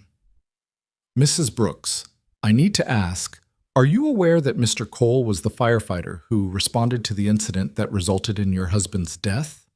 Yes, I'm aware. And how long have you been aware of this fact? That's none of your business, Lena said sharply. Actually, it is very much my business. If you've been in contact with a key witness, I haven't been in contact with anyone. Mr. Cole and I are having our first real conversation tonight. Is that a problem? Jennifer pulled out her phone and began typing notes. Your deposition is scheduled for Wednesday at 10 a.m. I strongly suggest you speak with your attorney before then about any relationships that might impact your testimony. I suggest you leave my property before I call the police for harassment. I'm simply doing my job, Mrs. Brooks. Your job is to protect a company that killed my husband through negligence, so forgive me if I don't feel particularly cooperative. Jennifer's professional veneer finally cracked, showing a flash of irritation. The deposition is mandatory, Mrs. Brooks. You can be hostile if you choose, but you will answer our questions under oath. I'll be there Wednesday. Now get off my porch. After Jennifer left, Lena closed the door and leaned against it, her hands shaking. That woman works for them? She's the one who deposed me. The senior partner, Brennan, is worse. They're going to use this against us, aren't they? The fact that we're neighbors, that we've talked? Probably. But Lena, you need to tell your attorney the truth. About knowing who I was when you moved in, about all of it. If they find out some other way, it'll look like you were hiding something. I was hiding something. I was hiding from my own grief by buying a house next to a stranger because he was the last person to see my husband alive. She laughed, but there was no humor in it. How pathetic is that? It's not pathetic. It's human. Is it? Or is it just another way I failed David? Moving on, buying a new house, trying to build a life when he's been dead for 2 years? David would want you to have a life. How do you know what David would want? The question came out harsh, almost accusatory. Because he told me, Ethan said simply. Not in those exact words, but I could hear it in the way he talked about you. He loved you so much, Lena, so much. And that kind of love doesn't demand eternal mourning. It wants the person left behind to find happiness again. I don't know how to be happy anymore. I don't even remember what that feels like. Neither do I. They stood there in her entryway, two broken people who'd been circling each other for 8 months, finally facing the truth neither of them had wanted to acknowledge. Ethan thought about his daughter waiting at home, probably already in her pajamas, wondering why her father was taking so long at the neighbor's house. He should leave, should give Lena space to process everything he'd just dumped on her, but he couldn't make himself move. I need you to go, Lena said, as if reading his mind. I need to think, and I can't do that with you here. Okay. But Lena, please, talk to your attorney before the deposition. Tell them everything. I will. She opened the door, the cool night air rushing in. Ethan? Yeah? Thank you for telling me. About David's last words. I know it was hard, and I know you waited way too long, but I'm glad I finally know. He nodded, not trusting himself to speak, and stepped out into the rain. The walk back to his house felt surreal, like he was moving through water. Every step seemed to take enormous effort. Behind him, he heard Lena's door close, and somehow that small sound felt like an ending. Mia was asleep on the couch when he got home, the TV playing quietly. Ethan turned it off and carried her upstairs, tucking her into bed with a gentleness that made his chest ache. She stirred slightly, but didn't wake, her face peaceful in sleep, unburdened by the complicated truths adults had to carry. He stood at her window, looking out at Lena's house. Her living room light was still on, and he wondered what she was doing, what she was thinking, whether she hated him for his cowardice or understood it, whether the truth had brought her any peace or just opened old wounds. His phone buzzed with a text from Patricia. Did you tell her? Ethan typed back, yes. How did she take it? She already knew who I was. She bought the house because I live here. There was a long pause before Patricia responded. We need to talk first thing tomorrow. This changes everything. But Ethan was too exhausted to think about legal strategies and testimony coaching. He stripped off his wet clothes, took a shower hot enough to turn his skin red, and stood under the spray until the water ran cold. When he finally climbed into bed, his mind wouldn't stop replaying the conversation, analyzing every word, every expression, every moment when Lena's face had shifted from anger to grief to something he couldn't quite identify. She'd known. The whole time she'd known. And she'd moved in next to him anyway, seeking some kind of connection to her dead husband through the stranger who'd held his hand as he died. What did that mean? What did she want from him? What did he want from her? That last question kept him awake until dawn, staring at the ceiling, afraid of the answer. The next morning arrived too quickly. Ethan got Mia to school and went straight to meet with Patricia at a coffee shop near the courthouse. She was already there, 2 cups of black coffee on the table, and a legal pad covered in notes. "Tell me everything," she said without preamble. Ethan recounted the conversation, leaving nothing out. Patricia listened without interrupting, her expression growing more concerned with each detail. "Okay," she said when he finished, "this is manageable, but we need to be strategic. The fact that Mrs. Brooks knew who you were changes the narrative. It shows she sought proximity to you, not the other way around. That helps deflect any suggestion of impropriety on your part. I don't want to throw her under the bus. I'm not suggesting we do. I'm suggesting we present the truth in a way that protects both of you. She was a grieving widow seeking connection to her husband's memory. You were an unknowing neighbor carrying survivor's guilt. Those are sympathetic positions. Everett's lawyers won't see it that way. No, they'll try to spin it as collusion. That's why Mrs. Brooks needs excellent representation for her deposition. Do you know who her attorney is? Some firm out of Portland. I don't remember the name." Patricia made a note. "I'll reach out to them, offer to coordinate our strategies. The key is consistency. If we're both telling the same truth, they can't trip us up." "What about the trial?" "That's still 3 weeks away. A lot can happen in 3 weeks. But Ethan, I need you to be completely honest with me. Is there anything else, any other connection between you and Mrs. Brooks that could come out?" He thought about the groceries, the shoveled driveway, the fixed fence, the hours spent watching her house, the way his heart raced every time he saw her. But none of that was illegal or unethical, just sad and pathetic. "No," he said. "That's everything." Patricia studied him the way Rodriguez had, seeing more than Ethan wanted to reveal. "Are you developing feelings for her?" "That's not relevant." "It's absolutely relevant if Everett's lawyers pick up on it.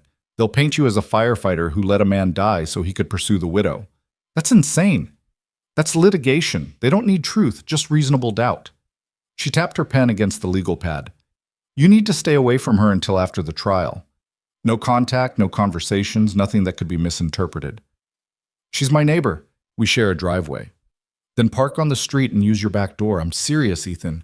Any interaction between now and the trial gives them ammunition." He knew she was right. But the thought of going back to avoiding Lena after finally breaking through the wall between them felt impossible. They'd just started being honest with each other. They'd just begun to understand the weight they'd both been carrying. "I'll stay away," he said, the words tasting like ash. "Good, because if you care about her at all, the best thing you can do right now is protect her case. She deserves justice for her husband's death, and she can't get that if our relationship muddies the waters." Our relationship. The phrase hung in the air, implying something that didn't exist, something that couldn't exist. Ethan and Lena didn't have a relationship. They had grief and guilt, and 8 months of mutual observation masquerading as neighborly distance. But even as he thought it, he knew it wasn't quite true. Something had shifted between them last night. Some barrier had crumbled, and beneath it was something raw and real and terrifying in its intensity. 3 weeks. He just had to stay away for 3 weeks. Then the trial would be over, and maybe, just maybe, they could figure out what they were to each other without lawyers and depositions, and the ghost of David Brooks standing between them. If there was anything left to figure out by then, Ethan managed to avoid Lena for exactly 48 hours. He parked on the street, used his back door, and kept his curtains drawn. Every instinct screamed at him to check on her, to make sure she was handling the fallout from their conversation, but Patricia's warning kept him in check. Wednesday morning came with gray clouds and the knowledge that Lena was sitting in a conference room somewhere in Portland, facing the same hostile questions he'd endured. He tried to focus on work, on the routine calls that filled his shift, but his mind kept drifting to that law office, imagining Brennan's cold smile as he dissected Lena's grief, turning her pain into ammunition for his case. The hours crawled by with agonizing slowness until his phone finally buzzed at 3 in the afternoon. It was Patricia. Mrs. Brooks's deposition just ended. Her attorney called me. We need to meet, now. Ethan's stomach dropped. What happened? Not over text. Where are you? Station 7. I'm on shift until 6. I'll be there in 20 minutes. She arrived in 15, her expression grim as Rodriguez led her to a private office. Ethan followed, his pulse hammering in his ears. Tell me, he said as soon as the door closed. Patricia set her briefcase on the desk and pulled out a folder. Everett's legal team went after her hard. They spent 4 hours questioning every aspect of her relationship with her husband, her knowledge of his work conditions, and her lawsuit motivations. But the last hour was entirely focused on you. On me? On the fact that she deliberately moved in next to you, on whether you two have been collaborating on testimony, on whether there's any romantic involvement between you. There isn't. I know that. She knows that. But Brennan made it sound sordid and calculated. He suggested that she chose that house specifically to influence you, to ensure your testimony would support her case against the company. That's ridiculous. She didn't even know if I knew who she was. She couldn't prove that under questioning. And when Morrison asked why she never approached you directly, why she spent 8 months watching you from a distance, she couldn't articulate a clear answer that didn't sound manipulative or unstable. Ethan sank into a chair. How bad is it? Bad enough that her attorney is concerned about jury perception. If this goes to trial and Everett paints her as someone who orchestrated proximity to a key witness, it undermines her credibility, and by extension, it undermines yours. So what do we do? Patricia was quiet for a moment, her fingers drumming on the folder. Her attorney and I discussed strategy. The cleanest solution is for you to recuse yourself as a witness. What? No, I was there. I can testify to the safety violations, the lack of proper hazmat disclosure. So can 3 other firefighters who responded that night. Firefighters who don't live next door to the plaintiff. Firefighters who won't give Everett grounds to claim bias. They weren't with David when he died. They can't speak to those final minutes. Those final minutes aren't relevant to the negligence case. The lawsuit isn't about whether you did everything possible to save David Brooks. It's about whether Everett Industrial created unsafe conditions that caused his death. But Lena deserves to know what happened. The jury should hear. The jury doesn't need to hear David's last words to find Everett liable, Patricia interrupted firmly. What the jury needs is a clean case without complications. You withdrawing as a witness gives them that. I promised David I'd tell his story. And you did. You told Lena. That's where the promise ends. She leaned forward, her expression softening slightly. Ethan, I know this feels like you're abandoning him again, but the best way to honor David Brooks right now is to help his widow win this case, and you do that by stepping back. The logic was sound, but it felt like being gutted. Ethan had spent 2 years carrying the weight of that night, had finally found the courage to speak the truth, and now he was being asked to be silent again. Not for his own protection this time, but for Lena's. Does she know you're asking me to recuse myself? Her attorney is discussing it with her now. But Ethan, this has to be your decision. If you insist on testifying, we'll work with it. We'll prepare for Everett's attacks and do our best to minimize the damage. But I need you to understand the risk you'd be taking with her case. Ethan closed his eyes, seeing David's face in that final moment, hearing his voice asking for one last promise. Tell her I loved her. Tell her the last thing I thought about was her smile. He'd kept that promise, finally. Maybe that was enough. Maybe the rest, the testimony, the public accounting of those final minutes, was more about his own need for absolution than any real service to David or Lena. I'll recuse myself, he said quietly. Patricia nodded, relief evident in her expression. I'll file the paperwork today. The trial is still set to begin October 20th, but you won't be called to the stand. After she left, Ethan sat alone in Rodriguez's office, staring at nothing.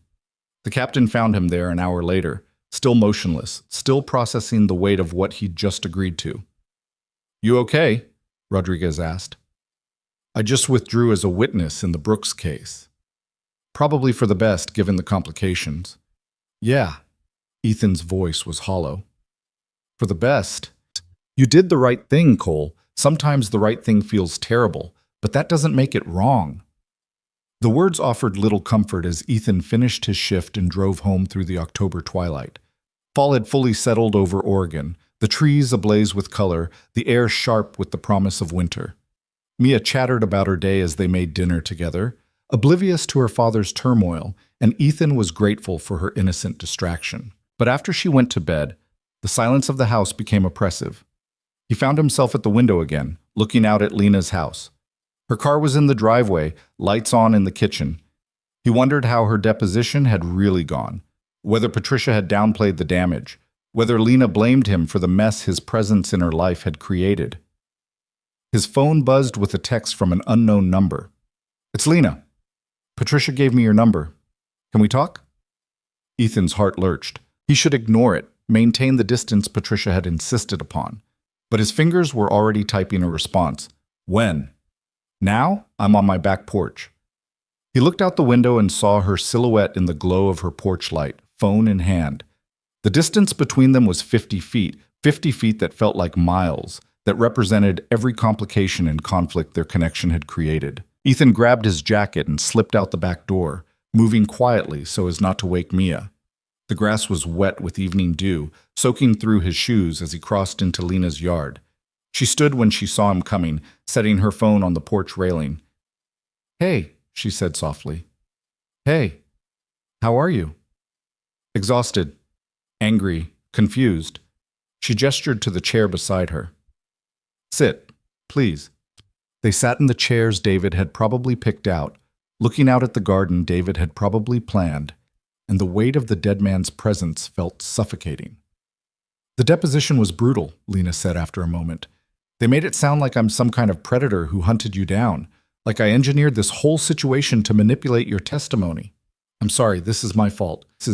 If I just told you the truth from the beginning, then we'd be in the exact same position, just 8 months earlier. The problem isn't when you told me, Ethan. The problem is that we're neighbors at all, that I made a choice to buy this house for reasons I can barely explain to myself, let alone to hostile lawyers. Why did you? Really? Lena was quiet for a long time, her fingers worrying at the hem of her sweater. After David died, I couldn't be in our apartment anymore. Everything reminded me of him, but not in a good way. It just felt empty. So I moved in with my sister for a while, tried to figure out what to do next. The lawsuit was moving forward, and my attorney needed me to go through all of David's files. That's when I found your name. And you looked me up. I became obsessed, honestly. I read everything I could find about you. News articles about fires you'd responded to. A profile piece the local paper did about Station 7. I found your address through public records, and when I saw there was a house for sale next door, I didn't even think. I just called the realtor. What were you hoping would happen? I don't know. I think part of me imagined you'd recognize me immediately, that we'd have some profound conversation about David, and somehow that would bring me peace. Another part of me just wanted to observe you from a distance, to understand what kind of person stays with a dying stranger, to see if you were worthy of being the last person David saw. Am I? Worthy? Lena turned to look at him, her eyes reflecting the porch light. You stayed with him when you could have saved yourself. You made him promises you tried to keep, even if it took you too long. You've spent 8 months anonymously helping a neighbor you thought hated you because you couldn't help yourself from caring. So yeah, Ethan, I think you're worthy. The words settled around them like a benediction, and Ethan felt something crack open in his chest. He'd spent 2 years believing he'd failed David, failed Lena, failed himself. Hearing her absolution felt like being able to breathe for the first time since that warehouse fire. Patricia told me you recused yourself as a witness, Lena continued. It was the right call. I was complicating your case. You were the one person who could tell the jury what David's final minutes were like, what kind of man he was, even when he was dying. That's not what the trial is about. Maybe it should be. Maybe the jury should know that my husband was a good man who died because a company valued profit over safety. Maybe they should hear about the anniversary trip he'd planned, about how he talked about me until his last breath. about how a firefighter risked his life to stay with him because that's what decent people do. Lena. But instead, we're playing legal games and protecting testimonies and letting Everett Industrial turn David's death into a liability calculation. Her voice broke. I'm so tired, Ethan. I'm tired of fighting. I'm tired of grieving. I'm tired of trying to be strong when all I want to do is fall apart. Without thinking, Ethan reached for her hand. She gripped it like a lifeline, her fingers cold and trembling, and they sat there in the darkness, two broken people finding comfort in shared pain. You're going to win this case, Ethan said. Everett is liable, the evidence is clear, and you have a good attorney. Justice is coming. And then what? I get a settlement and go back to being alone in this house? I wake up every morning knowing David's death has been reduced to a dollar amount? No settlement can replace what you lost, but it can hold them accountable. It can force them to fix the safety violations so no one else dies the way David did. Is that enough? It has to be. It's all we've got. They sat in silence, hands clasped, watching the night deepen around them. Somewhere in the distance, a siren wailed, and Ethan felt the automatic spike of adrenaline that came from years of conditioning. Somewhere, another crew was responding to another emergency. Somewhere, another family's life was being forever altered by tragedy. I should go, he finally said, though he didn't move to release her hand. Patricia said we shouldn't have contact before the trial. If Everett's lawyers find out we're still talking, let them find out. I'm done letting them control my life. Lena, your case will succeed or fail based on the evidence, not on whether I talk to my neighbor. She turned to face him fully. I've spent 2 years being careful, being appropriate, doing what everyone tells me I should do. My therapist says I should move on. My sister says I should start dating. My attorney says I should avoid you, but nobody asks what I want. What do you want? The question hung between them, heavy with implications neither of them was ready to face. Lena's grip on his hand tightened. I want to stop feeling guilty for being alive. I want to stop wondering if David would be disappointed in the person I've become. I want to wake up one morning and not immediately think about what I've lost. She paused, her voice dropping to barely a whisper. And I want to stop pretending I don't notice the way you look at my house, the way you've looked at me, the few times we've actually spoken. Ethan's heart was racing. Lena, I can't. We can't. I know. I know all the reasons why this is impossible. You were there when my husband died. I deliberately moved in next to you. There's a trial coming. Everything about this is complicated and messy and probably a terrible idea. Then why are we still sitting here? Because for the first time in 2 years, I don't feel completely alone. And I think you feel the same way. She was right. Sitting here in the darkness, their hands clasped, Ethan felt less isolated than he had since Sarah's death. Not happy, the weight of grief and guilt was still too heavy for happiness, but less adrift. Less like he was drowning in his own failures. This can't happen, he said, even as his thumb traced small circles on the back of her hand. Not now, not like this. You deserve better than someone who comes with this much baggage. You think I don't have baggage? We're both carrying more weight than we can handle alone. Maybe that's the point. Maybe we're supposed to help each other carry it. Or maybe we're supposed to work through our grief separately and not use each other as emotional crutches. Is that what this feels like to you? Like I'm just a crutch? No. The admission felt dangerous. It feels like something that could matter, which is exactly why we need to be careful. Lena pulled her hand back and Ethan immediately missed the contact. She stood, wrapping her arms around herself against the October chill. You're right. I'm sorry. I shouldn't have. This was inappropriate. It wasn't inappropriate. It was honest. And I'm grateful for your honesty. But the timing is terrible. I know. She managed a weak smile. Go home, Ethan. Take care of your daughter. Stay away from the complicated widow next door. Be smart about this. He stood, every instinct screaming at him to close the distance between them, to offer more comfort, more connection. But wisdom prevailed over instinct, and he stepped back instead of forward. For what it's worth, he said, I'm glad you moved in next door, even with all the complications. I'm glad to know you. Me too. Even though you're terrible at returning casserole dishes and you mow your lawn at 7 in the morning on Saturdays.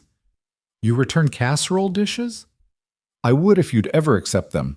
The welcome cookies were just the first attempt. She shook her head. Go. Before we make this any more complicated.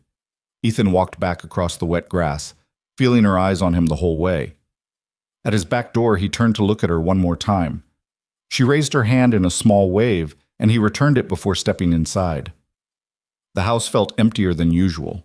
He checked on Mia, still sleeping soundly, and then stood in his kitchen, staring at nothing, trying to process everything that had just happened. His phone buzzed with a text from Lena. Thank you for listening, and for staying with him. It means more than you know. He typed and deleted 3 responses before settling on, anytime you need to talk, I'm here. Lawyers be damned. Her response came immediately. Careful, firefighter. That sounds dangerously close to breaking Patricia's rules. I'm good at breaking rules when it matters. Is this one of those times? Ethan stared at the question, his thumb hovering over the keyboard. Was this one of those times? Was whatever was developing between them worth risking the professional distance Patricia had mandated? Worth complicating Lena's lawsuit? Worth potentially damaging both their credibility? Yeah, he typed. I think it is. The 3 dots appeared and disappeared several times before her response came through. Then maybe we're both terrible at following advice. Good night, Ethan. Good night, Lena. The next 2 weeks passed in a strange limbo. Ethan saw Lena in passing, collecting mail, leaving for work, tending her garden, and they exchanged waves and brief conversations that never quite crossed into anything Patricia would object to. But they texted late into the night, carefully avoiding any discussion of the trial or David, instead sharing the mundane details of their lives. Lena told him about her job as a graphic designer, about her sister's upcoming visit, about the book club she'd joined to force herself to be more social. Ethan shared stories about Mia's latest school projects, about the calls at the station, about his ongoing failure to master braiding his daughter's hair. The conversations were safe and surface level, but underneath ran a current of something deeper. An acknowledgement that they were both lonely, both struggling, both finding unexpected comfort in each other's presence, however virtual. Marcus noticed the change in him during a shift 2 weeks before the trial. They were cleaning equipment after a minor kitchen fire, and Marcus kept giving Ethan sidelong glances. You seem different, Marcus finally said. Different how? Less haunted, still carrying weight, but not drowning in it anymore. Maybe I'm just adjusting. Or maybe you've been talking to someone. Marcus set down the hose he was coiling. Please tell me you took my advice and actually talked to the widow. Her name is Lena, and yes, we've talked. And? And it's complicated. Everything worth doing is complicated. The question is whether it's good complicated or bad complicated. Ethan thought about Lena's laugh when he'd described Mia's attempt to cook breakfast by herself, about the way she'd opened up about her grief in small, careful increments, about the growing sense that he'd found someone who understood the specific weight he carried. Good complicated, he admitted. Mostly. Then stop overthinking it. Life's too short to waste time being miserable when you could be happy. We're not happy. We're just less sad together. That's how it starts. Less sad becomes bearable, becomes okay, becomes good, becomes happy. You've got to start somewhere. But Marcus didn't understand the full complexity of the situation. He didn't know about the trial starting in 10 days, about Everett's lawyers looking for any excuse to discredit Lena's case, about the ghost of David Brooks that stood between them every time they spoke. The weekend before the trial, Lena texted him at midnight. Can't sleep, too anxious about Monday. Tell me something to distract me. Ethan was lying in bed, equally unable to sleep, staring at his ceiling. Mia asked me today if firefighters are scared when they go into burning buildings. What did you tell her? The truth. That we're terrified every single time, but we do it anyway because someone needs help. That's brave. Or stupid. Sometimes it's hard to tell the difference. I think there's a difference between bravery and stupidity. Brave is being scared and doing it anyway. Stupid is not being scared when you should be. Then what's staying with a trapped victim when the building's collapsing around you? There was a long pause before she responded. Brave. Definitely brave. And I'm grateful you were stupid enough to be that brave for David. They texted until 2 a.m, ostensibly distracting each other from trial anxiety, but really just prolonging the connection neither of them wanted to sever. When Ethan finally fell asleep, his phone still in his hand, he dreamed of smoke and collapsing beams in Lena's face instead of David's. Monday arrived with cold rain and gray skies that matched the somber mood of the courthouse. Ethan wasn't required to attend, having recused himself as a witness, but he found himself in the gallery anyway, sitting in the back row, watching as Lena walked in with her attorney. She looked small and fragile in her black suit, her auburn hair pulled back severely, every line of her body radiating tension. She didn't look at him, didn't acknowledge his presence, and Ethan respected that boundary. This was her day, her fight, her chance for justice. He was just an observer, a silent supporter in the background. The jury selection took all morning. By lunch, 12 people had been chosen to decide whether Everett Industrial's negligence had killed David Brooks.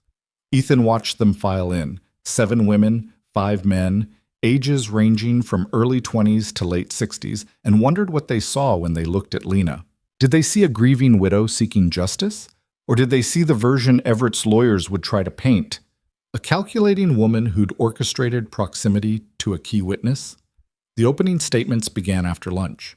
Lena's attorney, a sharp woman named Catherine Wells, laid out a clear narrative.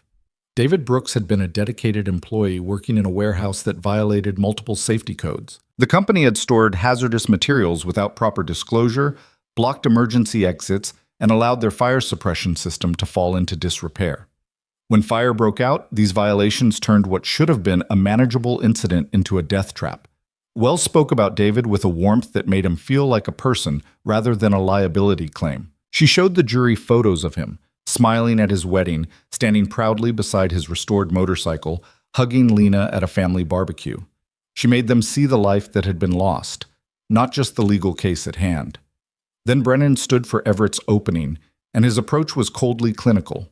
He talked about the unfortunate incident, about the complexity of industrial fire response, about the dedicated employees at Everett who followed all applicable regulations. He suggested that the fire department's response had been inadequate, that mistakes had been made by first responders, and that while Mr. Brooks's death was tragic, it wasn't the company's fault.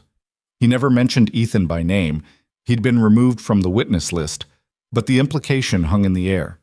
Firefighter error, poor decision-making, a preventable death that had nothing to do with corporate negligence. Ethan's hands clenched into fists. He wanted to stand up, to shout that Brennan was lying, that Everett had created a death trap and was now trying to blame the people who'd risked their lives trying to save its victim. But he stayed silent, stayed seated, stayed true to his decision to step back for Lena's sake. The first witness was the fire marshal who'd investigated the scene. He systematically destroyed Everett's defense, detailing violation after violation, showing photographs of blocked exits and improperly stored chemicals. Brennan tried to poke holes in his testimony, but the evidence was damning. Day 1 ended at 4:30. Ethan watched Lena leave with her attorney, saw the exhaustion in her shoulders, the strain in her face. He wanted to go to her, to offer comfort, but he maintained his distance. This was her battle. He'd already complicated it enough. His phone buzzed as he walked to his truck. "Thank you for being there. I saw you in the back. It helped. How are you holding up?" "Barely. Catherine says today went well, but Brennan's cross-examination of the fire marshal was brutal. I don't know how I'm going to handle being on the stand." "When do you testify?" "Probably Wednesday. I'm terrified." "You're stronger than you think, and you're fighting for something that matters. David would be proud of you." "I hope so. Some days I feel like I'm dishonoring his memory by being this angry, this determined to make them pay." "You're honoring his memory by making sure his death meant something, by forcing Everett to fix their safety violations so no one else dies the way he did." "That's what Catherine keeps saying. I just wish I believed it." Ethan sat in his truck in the courthouse parking lot, rain streaming down the windshield, wanting to say something that would ease her burden. But there were no words sufficient for the task, no comfort he could offer that would make this easier. "I believe it," he finally typed. "And I believe in you. You're going to get through this. Will you be there tomorrow?" He shouldn't. He should stay away, should let her focus without the complication of his presence. But he found himself typing, "Yes, I'll be there." The trial consumed the next week. Ethan attended every day he wasn't on shift, watching from the back row as witness after witness built the case against Everett Industrial. Firefighters testified about the delayed response caused by inaccurate site maps. OSHA inspectors detailed the violations they'd found during their investigation. Former Everett employees spoke about the company's pattern of cutting corners on safety to maximize profits. And through it all, Brennan fought back, suggesting alternative explanations, questioning expert credentials, trying to shift blame anywhere except his client. He was good at his job, frustratingly good, and there were moments when Ethan worried the jury might be swayed by his arguments. Wednesday came, and Lena took the stand. Ethan watched her place her hand on the Bible, swear to tell the truth, and settle into the witness chair with visible trembling. Catherine Wells walked her through her testimony gently. Questions about David's job, about the night he died, about the impact his loss had on her life. Lena's voice shook as she described learning about the fire, about waiting at the hospital for news that never came, about identifying David's body. She spoke about the anniversary trip he'd planned, about all the futures they'd never have, about waking up every morning to the reality that he was gone. The jury watched her with sympathy, several members openly crying. Even Brennan seemed to recognize that attacking a grieving widow too aggressively would backfire. But when he stood for cross-examination, his approach was surgical. He asked about Lena's research into the fire, about finding Ethan's name on the incident report, about buying the house next door. Mrs. Brooks, would you say you became somewhat obsessed with firefighter Cole? Catherine objected, but the damage was done. The jury had heard the word obsessed. I wanted to understand what happened to my husband, Lena said, her voice steady despite the tears on her face. So you moved in next door to him. I bought a house that happened to be next to his. A house you purchased specifically because of its proximity to the firefighter who'd been with your husband when he died. I was grieving. I wasn't thinking clearly. Were you thinking clearly when you filed this lawsuit, or were you motivated by a desire to punish someone, anyone, for your loss? Objection! Catherine was on her feet. Withdrawn. Brennan smiled slightly. Mrs. Brooks, did you discuss this lawsuit with Mr. Cole before filing? No, I didn't know him. But you knew where he lived. You knew he'd been with your husband. You deliberately positioned yourself to have access to him. I never spoke to him about the case. I never approached him at all until... Lena stopped herself, realizing the trap. Until when, Mrs. Brooks? Lena's eyes found Ethan in the back of the courtroom, a silent plea for guidance. He wanted to stand up, to object himself, to do something to protect her from this, but he could only watch as she turned back to Brennan. Until a few weeks ago. We had our first real conversation in September. September, just weeks before this trial began. Yes. And what did you discuss? Catherine objected again, arguing relevance, but the judge allowed the question. Lena took a breath, her hands gripping the armrests of the witness chair. We discussed the night David died. I asked Mr. Cole to tell me about my husband's final minutes. And did he? Yes. What did he tell you? The question hung in the air, and Ethan suddenly understood what Brennan was doing. He was going to make Lena recount David's last words, make her relive that pain in front of the jury, not because it was relevant to the case, but because he wanted to rattle her, to make her emotional testimony seem calculated rather than genuine. Lena's voice was barely audible when she spoke.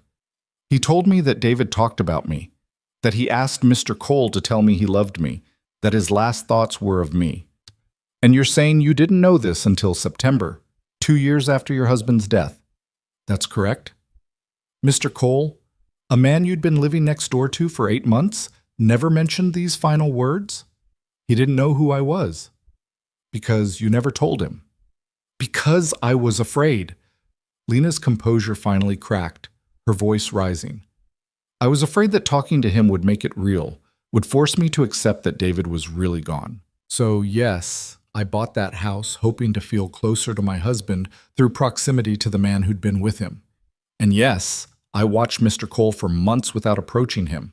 And yes, when we finally talked, it hurt more than I can possibly explain. But none of that changes the fact that Everett Industrial's negligence killed my husband. None of that changes the evidence you've heard this week. The courtroom was silent. Brennan regarded Lena with an expression that might have been respect. No further questions, he said quietly. Catherine Wells stood for redirect, her questions brief and pointed, allowing Lena to clarify that her grief had never clouded her understanding of Everett's responsibility, that her proximity to Ethan had been about seeking closure rather than manipulating testimony. By the time Lena stepped down from the witness stand, her face was blotchy with tears, but her posture remained straight, defiant. She'd survived Brennan's assault with her credibility intact. Ethan waited in the hallway outside the courtroom as the proceedings continued without him. He couldn't sit through another minute of watching Lena be dissected by lawyers, couldn't maintain the professional distance that his presence in the gallery required. He paced the marble floors, his footsteps echoing off the high ceilings, until the courtroom doors finally opened and people began filing out for the afternoon recess. Lena emerged with Catherine, deep in conversation, but her eyes found Ethan immediately.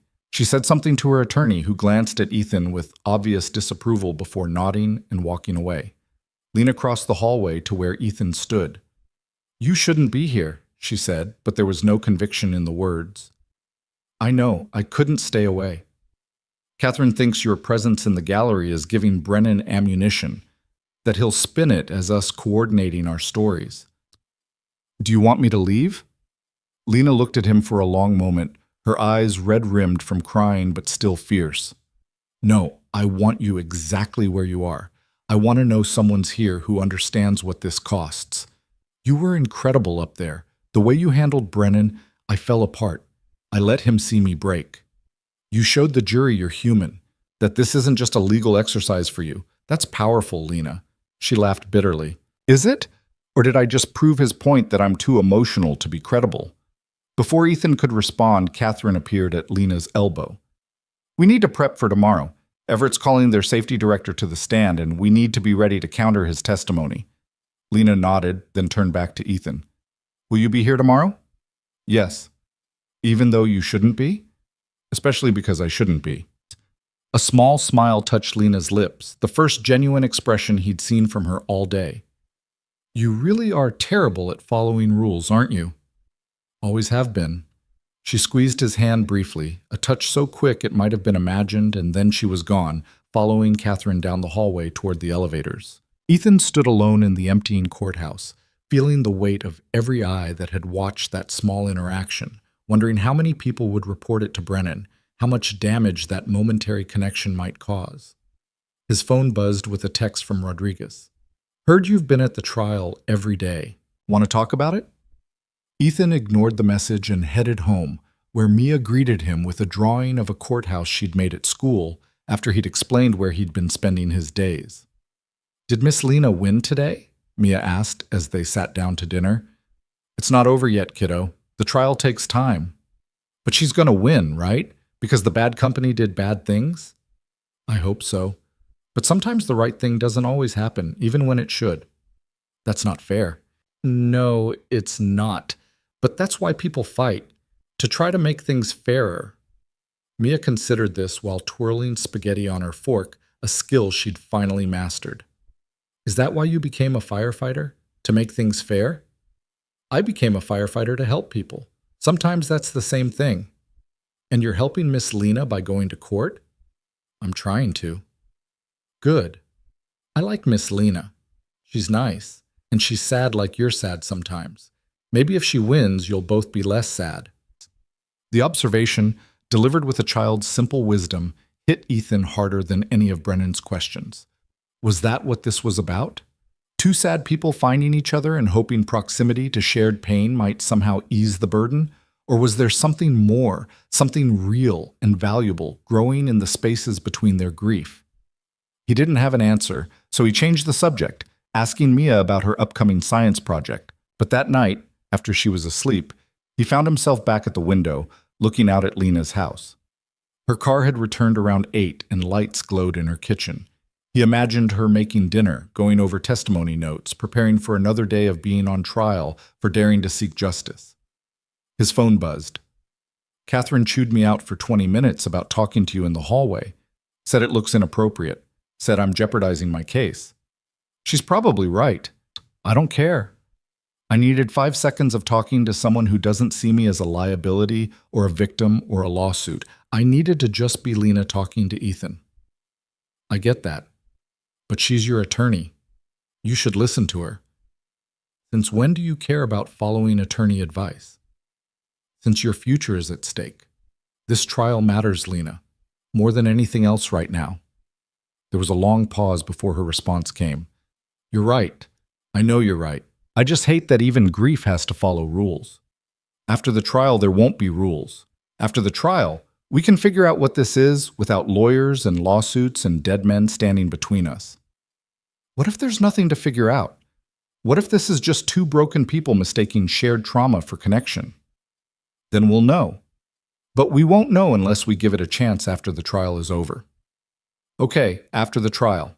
No more hallway conversations, no more courtroom glances. Complete professional distance until the jury comes back. Complete professional distance, Ethan agreed, even as his chest tightened at the thought of that distance. Good night, Ethan. Good night, Lena. The trial ground forward through the rest of the week. Everett's witnesses testified about safety protocols and inspections, painting a picture of a company that followed regulations and couldn't have predicted the tragic accident. Catherine systematically dismantled their testimony with documentation showing repeated violations, ignored warnings, and deliberate cost-cutting measures that prioritize profit over safety. Ethan attended when he could, sitting in different parts of the gallery each day, trying to be less obvious about his presence. He never approached Lena, never acknowledged her in the courtroom, maintaining the distance they'd agreed upon. But he felt her awareness of him, the way her shoulders would relax slightly when she spotted him in the crowd, the way she seemed to draw strength from knowing he was there. On Friday afternoon, both sides rested their cases. Closing arguments were scheduled for Monday morning, with jury deliberation to follow. The weekend stretched ahead, heavy with anticipation and dread. Ethan spent Saturday with Mia at the pumpkin patch, trying to focus on his daughter's joy, instead of the trial consuming his thoughts. They picked out pumpkins for carving, drank apple cider, and got lost in the corn maze. For a few hours, Ethan almost forgot about courtrooms and lawyers and the impossible situation he'd found himself in. But that night, after Mia was in bed, the anxiety came rushing back. He paced his house, unable to settle, until he finally grabbed his jacket and went outside. The October air was cold and crisp, carrying the smell of wood smoke from someone's fireplace. Without consciously deciding to, Ethan found himself walking toward Lena's house. He stopped at the edge of her property, respecting the boundary they'd established, but she must have seen him through her window because her back door opened and she stepped out onto her porch. "What are you doing?" she called softly. "Breaking my own rules, apparently." "Those were good rules." "I know, but I'm not great at following them." Lena crossed her yard to meet him at the property line, an invisible barrier neither of them crossed. "The trial's almost over." "Yeah. I keep thinking about what comes after. Assuming we win, you'll win. If we win, then what? I get a settlement and go back to my life? I wake up and David's still gone and nothing really changes except Everett has to pay for killing him? Something changes. Justice changes things, even when it can't fix them. Does it? Lena wrapped her arms around herself against the cold. Or does it just give us permission to stop fighting and start facing the fact that we're still here and they're still gone? Ethan had no answer for that. Sarah had been gone 3 years, and he still didn't know if he'd faced it or if he'd just gotten better at functioning around the void her absence had left. "I'm scared," Lena admitted, "of the verdict, of what comes after, of everything. I've been so focused on this trial, on making Everett pay, that I haven't thought about what I do when it's over. How do I build a life when I'm not sure I remember how to live?" You do it one day at a time, 1 hour at a time if that's all you can manage. You find small things that matter, a garden to tend, a book to read, a neighbor to talk to at midnight when the grief gets too heavy. Is that how you did it after your wife died? I had Mia.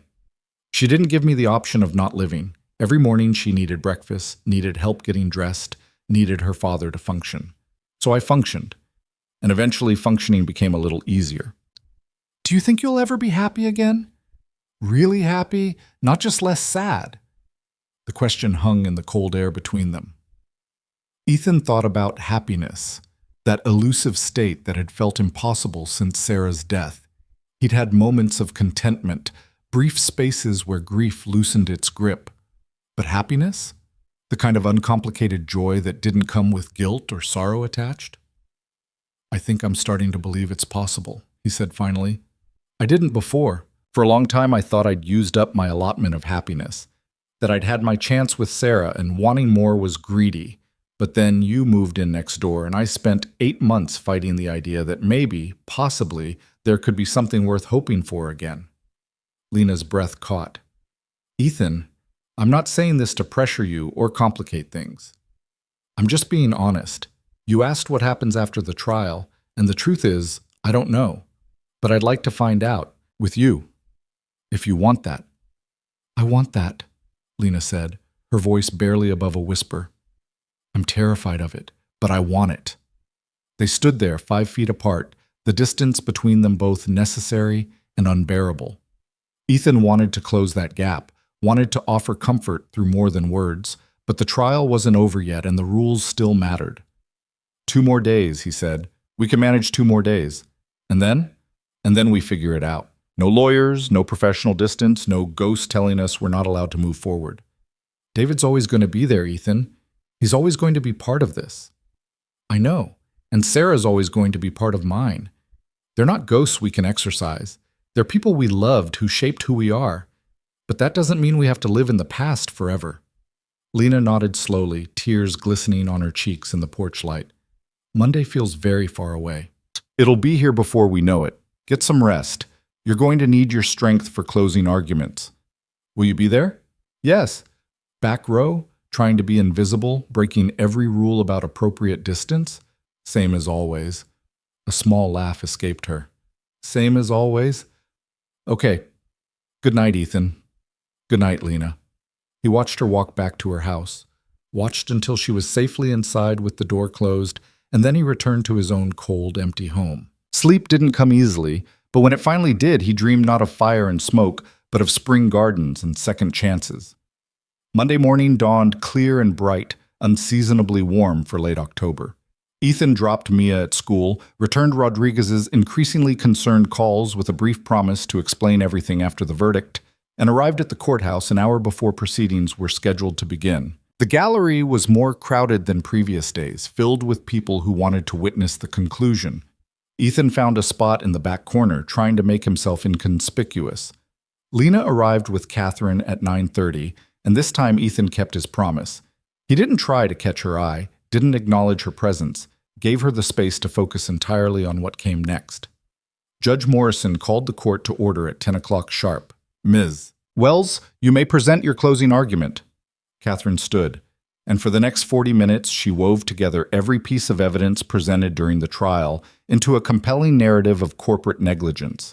She reminded the jury of the blocked exits, the improperly stored chemicals, the ignored safety violations. She spoke about David Brooks, not as a liability claim, but as a man who'd loved his wife, planned anniversary trips, and died because a company valued profits over human lives. David Brooks went to work on August 15th 2 years ago expecting to come home, Catherine said, her voice ringing through the courtroom. He expected to celebrate his anniversary, to grow old with his wife, to build the future they'd planned together. He never came home because Everett Industrial created a death trap and called it a warehouse. They knew about the violations. They'd been warned repeatedly. They chose to ignore those warnings because fixing them would have cost money. And that choice, that deliberate, calculated choice, cost David Brooks his life. She sat down, and Brennan rose for Everett's closing. His approach was different, clinical, focused on reasonable doubt and the complexity of industrial safety regulations. He argued that accidents happen despite everyone's best efforts, that the fire department's response had been inadequate, that tragedy doesn't always equal liability. No one disputes that David Brooks's death was tragic, Brennan said, but tragedy and negligence are not the same thing. The evidence you've heard shows a company doing its best to comply with complicated regulations, responding to an emergency situation no one could have predicted, and grieving the loss of an employee just as Mrs. Brooks grieves the loss of her husband. Sympathy is not evidence. Grief is not proof. And a verdict in favor of the plaintiff won't bring David Brooks back. The arguments concluded, and Judge Morrison gave the jury their instructions. They filed out to begin deliberations at 11:47 a.m. And then there was nothing to do but wait. The waiting was agony. Ethan stayed in the courthouse, finding quiet corners to sit and think, watching other cases proceed in other courtrooms.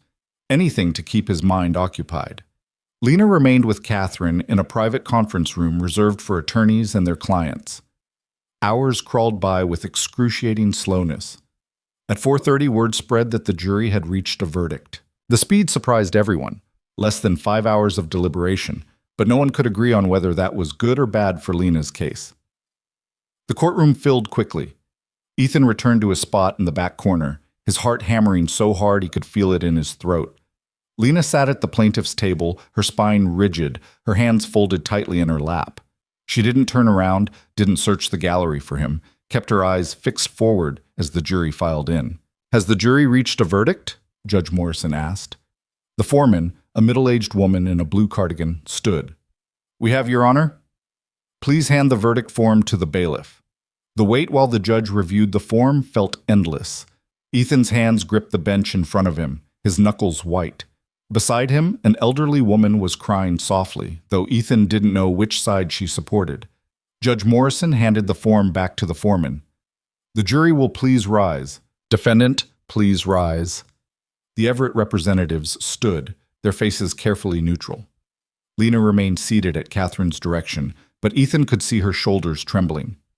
"In the matter of Brooks versus Everett Industrial Properties, on the charge of wrongful death through corporate negligence, how do you find?" The foreman's voice was clear and strong. "We find in favor of the plaintiff." The courtroom erupted. Lena's hand flew to her mouth, tears streaming down her face as Catherine embraced her. The Everett lawyers immediately began conferring, already preparing appeals. Judge Morrison banged her gavel, calling for order. "On the matter of damages," the foreman continued once the noise subsided, "the jury awards the plaintiff $7.2 million in compensatory damages and an additional $15 million in punitive damages." More chaos. The number was staggering, far more than Ethan had expected. It wouldn't bring David back, wouldn't undo the pain, but it was a clear message from the jury. Everett Industrial had killed a man through negligence, and they would pay for it. Judge Morrison thanked the jury and dismissed them, then addressed the attorneys about post-trial motions and appeal timelines. But Ethan barely heard any of it. His eyes were locked on Lena, watching as she accepted congratulations from Catherine, from other attorneys who'd been following the case, from the victim's advocate who'd been assigned to her. She finally turned, scanning the gallery, and when her eyes found his, the gratitude and relief and something else, something that looked like hope, nearly broke him. He wanted to push through the crowd, wanted to hold her while she cried, wanted to be something more than a stranger in the back row. But the courtroom was full of lawyers and reporters, and people who would note and report every interaction. So Ethan simply nodded, a small acknowledgement of her victory, and she nodded back before being swept away by the crowd moving toward the exit. He waited until the courtroom had mostly cleared before making his way out. The hallway was packed with people, and Ethan caught glimpses of Lena being interviewed by reporters, Catherine at her side managing the questions. He didn't try to approach, didn't interrupt. This was her moment. His phone buzzed with a text from Lena. "Meet me?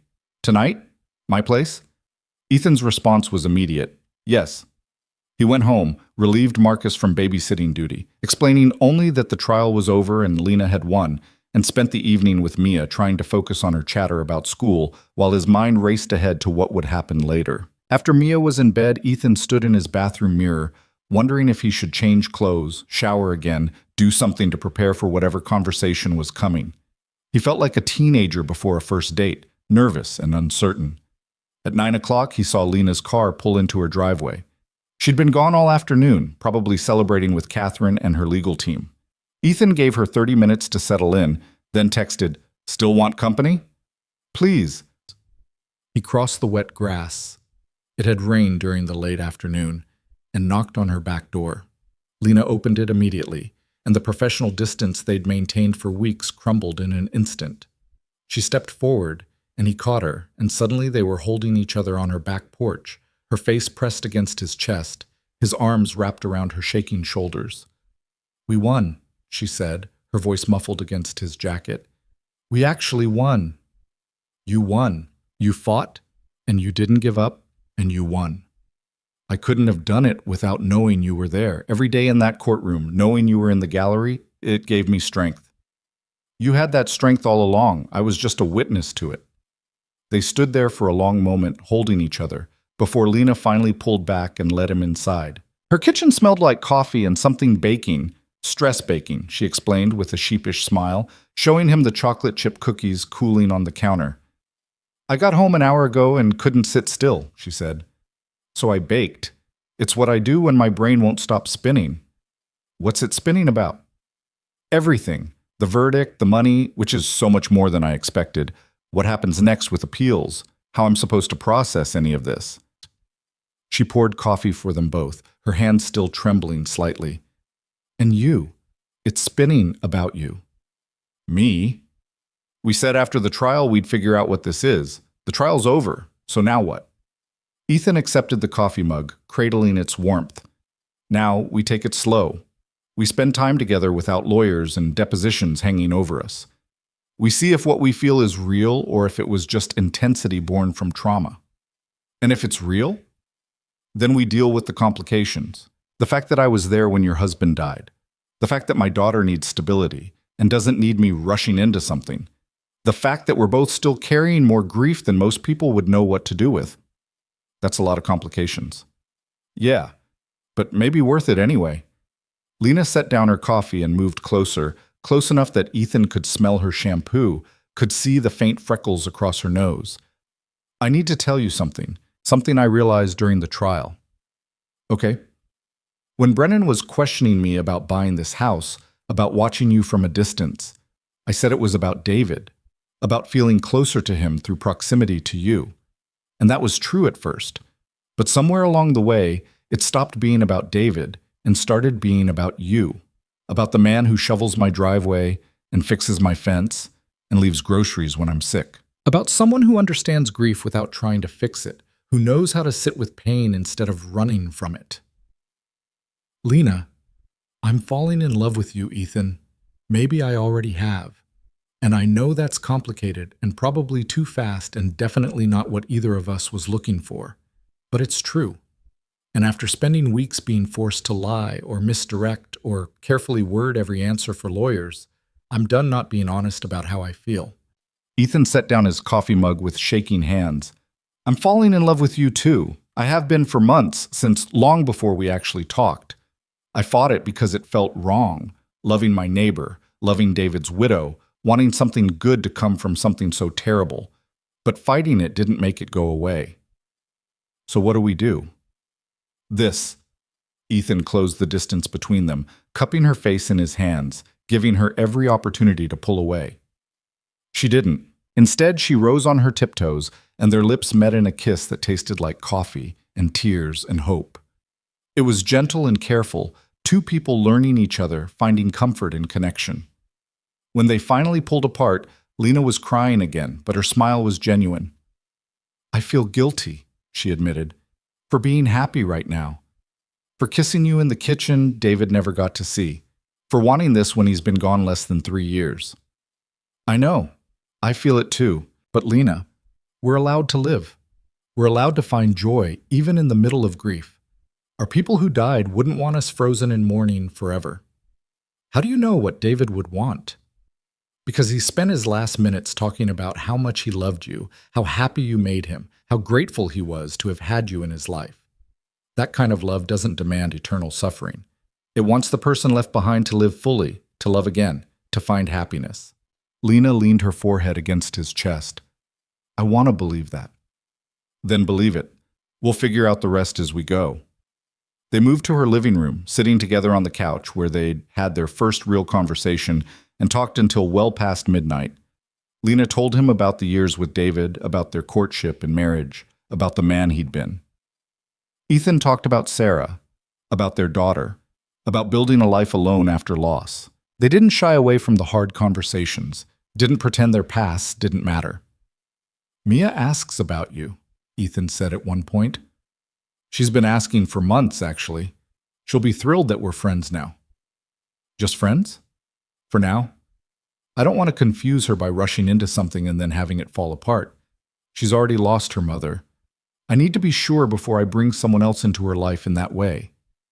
I understand, and I want to meet her properly. Not just waves across the yard. She'd like that. She talks about your garden constantly, About the purple asters. I planted those for David. Purple was his favorite color. Lena paused. Is it weird that I'm telling you that? That I'm sitting here talking about my dead husband while admitting I have feelings for you? No, it's honest. And I'd rather have honesty than pretend our pasts don't exist. They eventually moved to more practical matters. The settlement money and what Lena would do with it, the appeals process Everett would inevitably file, the media attention the verdict had generated. Catherine had warned her to expect interview requests, possible book deals, advocacy groups wanting her to speak about workplace safety. I don't want to be the face of workplace tragedy, Lena said. I just wanted justice for David. Now that I have it, I want to move on. Then say no to the interviews. Use the settlement to build whatever life you want. You don't owe anyone your story. Except you. I owe you the truth about everything. You don't owe me anything, Lena, but I'm grateful you trust me with it. It was nearly 2 a.m. when Ethan finally stood to leave. Lena walked him to the door, and they stood in her entryway, neither quite ready to say goodbye. Tomorrow? She asked. Can I see you tomorrow? I'm on shift, but Wednesday I'm off. Maybe we could have dinner, you, me, and Mia? I'd love that. One more kiss, slower this time, sweeter, and then Ethan stepped out into the October night. The walk back to his house felt different than all the times before. Lighter, somehow, like he'd finally set down a weight he'd been carrying for 2 years. Inside, he checked on Mia, still sleeping soundly, and finally allowed himself to feel the full scope of what had happened. Lena had won her case. They'd admitted their feelings. They were going to try to build something real out of the complicated mess their lives had become. It wouldn't be easy. There would be difficult conversations ahead, moments when grief resurfaced, times when the ghost of David Brooks stood between them. But for the first time since Sarah's death, Ethan felt like happiness might be possible. Not the uncomplicated joy of his first marriage, but something deeper and more hard-won, the kind of happiness that came from choosing to live fully despite loss, from finding love in unexpected places, from believing that second chances were real. The next morning, Ethan told Mia about the dinner plans with Lena. His daughter's reaction was predictably enthusiastic, immediately launching into plans for what they should cook and whether she could show Lena her room and if they could all plant flowers together sometime. I like Miss Lena, Mia declared. She makes you smile more. Does she? Yeah, you've been smiling at your phone a lot, and you don't get that sad look as much as you used to. Ethan pulled his daughter into a hug, grateful for her resilience, her ability to adapt to change. What would you think if Miss Lena and I spent more time together? Like, a lot more time. Would she be your girlfriend? Maybe, eventually, if we both decide that's what we want. Mia considered this seriously. Would you still have time for me? Always. You're my priority, kiddo. Nothing changes that. But it would be nice to have someone else in our lives. Someone who cares about both of us. Okay, but Daddy? Yeah? Can you please learn to braid hair before she comes over? Your ponytails are really bad. Ethan laughed, the sound genuine and surprised. I'll work on it. Wednesday's dinner was carefully casual. Spaghetti and garlic bread. The meal Mia had declared her favorite. Lena arrived with flowers from her garden and a nervous smile, and within 10 minutes, Mia had pulled her into an enthusiastic tour of the house, chattering about everything from her stuffed animal collection to her latest school project. Ethan watched them from the kitchen, his heart doing complicated things in his chest, as Lena listened to his daughter with genuine interest, asking questions and laughing at Mia's stories. This was the missing piece he hadn't known he needed, someone who could love his daughter as well as him, who could fit into their lives without forcing it. Over dinner, Mia asked Lena about her garden, and Lena promised to teach her about planting bulbs for spring flowers. The conversation flowed easily, naturally, and for a few hours, Ethan allowed himself to imagine this could work, that they could build something real and lasting from the ashes of their losses. After dinner, while Mia was in the living room drawing pictures of gardens, Lena helped Ethan with the dishes. She's wonderful, Lena said quietly. You've done an amazing job with her. I fumbled through most of it, but she's resilient, stronger than I give her credit for. She gets that from you. Or from her mother. Sarah was the strong one. Lena touched his hand. You're allowed to take credit for your strengths too, you know. You don't have to diminish yourself to honor her memory. The words hit something deep inside him, a knot of guilt he'd been carrying since Sarah's death, the feeling that moving forward somehow meant leaving her behind, that being strong meant he hadn't loved her enough to break completely when she died. "I'm working on that," he said. "We both are. Learning how to live with loss instead of in spite of it." A week later, Ethan finally kept the promise he'd made to David 2 years ago. He sat with Lena in her garden, among the asters and chrysanthemums, and told her everything. Every detail of those final 28 minutes, the way David had smiled when talking about their first date, the excitement in his voice when describing the anniversary surprise, the moment when pain had crossed his features and Ethan had known time was running out, the last breath, the last heartbeat, the moment when David Brooks had left this world thinking of the woman he loved. Lena cried through the entire telling, but they were healing tears, the kind that came from finally knowing the truth. When Ethan finished, she sat in silence for a long time, processing, grieving, accepting.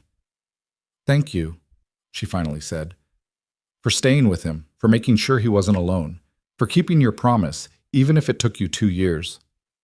I'm sorry it took so long." "I'm not. We both needed time to be ready for this. If you told me 2 years ago, I don't think I could have heard it. I would have been too consumed by grief to understand what a gift you gave him by staying." Over the following months, they built their relationship carefully, always mindful of Mia's needs and their own healing processes. There were difficult moments, nights when grief overwhelmed one or both of them, times when the guilt of moving forward felt crushing, instances when well-meaning friends questioned the appropriateness of their connection. But they navigated each challenge together, learning to communicate through the hard parts, to support each other without losing themselves. Everett Industrial filed appeals, as expected, but Catherine remained confident the verdict would stand. The settlement money allowed Lena to leave her job and focus on advocacy work, speaking to companies about the real cost of safety violations, turning her tragedy into a catalyst for change. She established a foundation in David's name, funding safety improvements in industrial facilities and supporting families of workplace accident victims. Ethan returned to work with renewed purpose, no longer haunted by the warehouse fire, but inspired by it. He spoke at safety trainings, sharing David's story with permission from Lena, making sure other first responders understood the human cost of corporate negligence. Captain Rodriguez noticed the change in him, the way he'd stopped carrying himself like a man waiting for the next tragedy. By Christmas, Lena had become a regular presence in their lives. She taught Mia to bake cookies, helped with homework, joined them for movie nights and weekend adventures. The relationship progressed naturally, organically, until one February evening when Mia asked if Lena could move in with them. "Don't you think it's weird that she lives right next door but spends all her time here anyway?" Mia asked with 7-year-old logic. Ethan and Lena exchanged glances across the dinner table, both fighting smiles. "We've talked about it," Ethan admitted. "But Miss Lena likes her house. She has her garden and all her memories there." "But she could have a garden here too," Mia insisted, "and make new memories, good memories, with us." That night, after Mia was in bed, Ethan and Lena sat on his back porch, looking out at both their yards. "She's not wrong," Lena said. "It is kind of ridiculous that I maintain 2 houses when I'm always here. Is that what you want, to sell your house and move in here?" "Eventually. Not yet. I'm not ready to let go of that space entirely. But maybe someday, when it feels right." "And when will that be?" Lena leaned against him, her head on his shoulder. "When I can look at that house and see it as just a house, not as the place I chose to be near you, not as the symbol of my grief and confusion. When I can pack up David's things without feeling like I'm betraying his memory. When moving forward feels less like leaving him behind. Take all the time you need. I'm not going anywhere." Spring came, and with it the anniversary of David's death. Ethan took the day off work, and together he and Lena visited David's grave. She'd invited him before, but this was the first time he'd felt right about going. They stood before the headstone. David Charles Brooks, beloved husband, 1989 to 2024, and Lena told him about the anniversary trip David had planned. "He was going to take me to that restaurant where we had our first date," she said. "The one that closed 2 years ago. He'd somehow convinced the owners to open it just for us for one night. That's how thoughtful he was. He loved you very much." "I know. And I loved him. I still do, in the way you love someone who shaped your life even after they're gone. But I love you too, Ethan, and I don't think those things are mutually exclusive. They're not. Sarah will always be part of me, but that doesn't mean there isn't room for you too. They laid flowers on the grave, purple asters from Lena's garden, and Ethan said a silent thank you to the man who died in his arms, the man whose death had somehow, impossibly, led him to this new life, this second chance at love. That evening, Ethan made dinner while Lena helped Mia with a school project about family trees. They'd had long conversations about how to include both Sarah and David in Mia's understanding of their blended family, about honoring the past while building the future. After Mia was in bed, Ethan found Lena in the garden, examining the bulbs they'd planted together in the fall. Tulips were starting to push through the soil, the first green shoots promising color to come.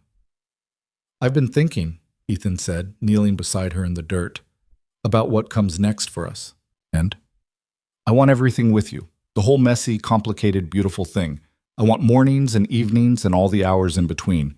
I want to build a life where our pasts are honored but don't define us, where Mia grows up knowing that love isn't finite, that families can be built in unexpected ways." Lena's eyes filled with tears. "That sounds perfect. It won't be easy. We'll have hard days, days when grief shows up uninvited, days when guilt tries to convince us we don't deserve happiness." "I know. But Ethan, we've already survived the hardest days. Everything else is just learning how to live again." He pulled a small box from his pocket, and Lena's breath caught. "This isn't a ring," he clarified quickly. "Not yet. We're not there yet. But it's a promise that we'll get there. When the time is right. When you're ready." Inside the box was a delicate silver bracelet with 2 charms, a firefighter's helmet and a tiny purple aster. "It's beautiful," Lena whispered as he fastened it around her wrist. "It's a reminder that our stories matter. The people we lost, the people we're becoming, all of it matters. And we get to choose what we build from here." They sat together in the garden as twilight deepened into night, planning a future neither of them had imagined possible 2 years ago. A future where a single father and a widow could find love in the spaces between grief, where a firefighter could honor a promise to a dying man by helping his widow learn to live again, where second chances were real and messy and worth fighting for. Mia appeared in the doorway, rubbing sleep from her eyes. "Why are you guys sitting in the dirt?" "Looking at the garden," Ethan called back. "Want to join us?" She patted across the grass in her pajamas, settling between them with the unself-conscious trust of a child who knew she was loved.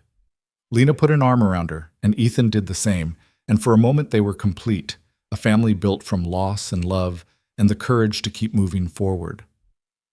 "The tulips are going to be beautiful," Mia said, examining the shoots. "They are," Lena agreed. "We'll have to plant more in the fall. Lots more. Maybe we can create a whole rainbow of colors." "Can we plant some at my mom's grave too?" Mia asked, her voice small. Ethan's throat tightened. "Yeah, kiddo, that's a great idea." "And at David's?" "Absolutely," Lena said. "We'll plant flowers for everyone we love, the ones here and the ones who aren't." They sat there as stars began to appear overhead, talking about gardens and memories and all the tomorrows yet to come. The past would always be with them. Sarah's laughter, David's love, the weight of loss that never completely lifted. But so would the future, spring flowers and family dinners, and the quiet joy of choosing to live fully despite everything they'd lost. Ethan looked at Lena in the starlight, at his daughter nestled between them, at the garden they'd planted together. This wasn't the life he'd imagined when he'd responded to that warehouse fire 2 years ago. It wasn't the life Lena had planned when she'd married David, but it was theirs, built from broken pieces and second chances, and it was enough. More than enough. It was everything.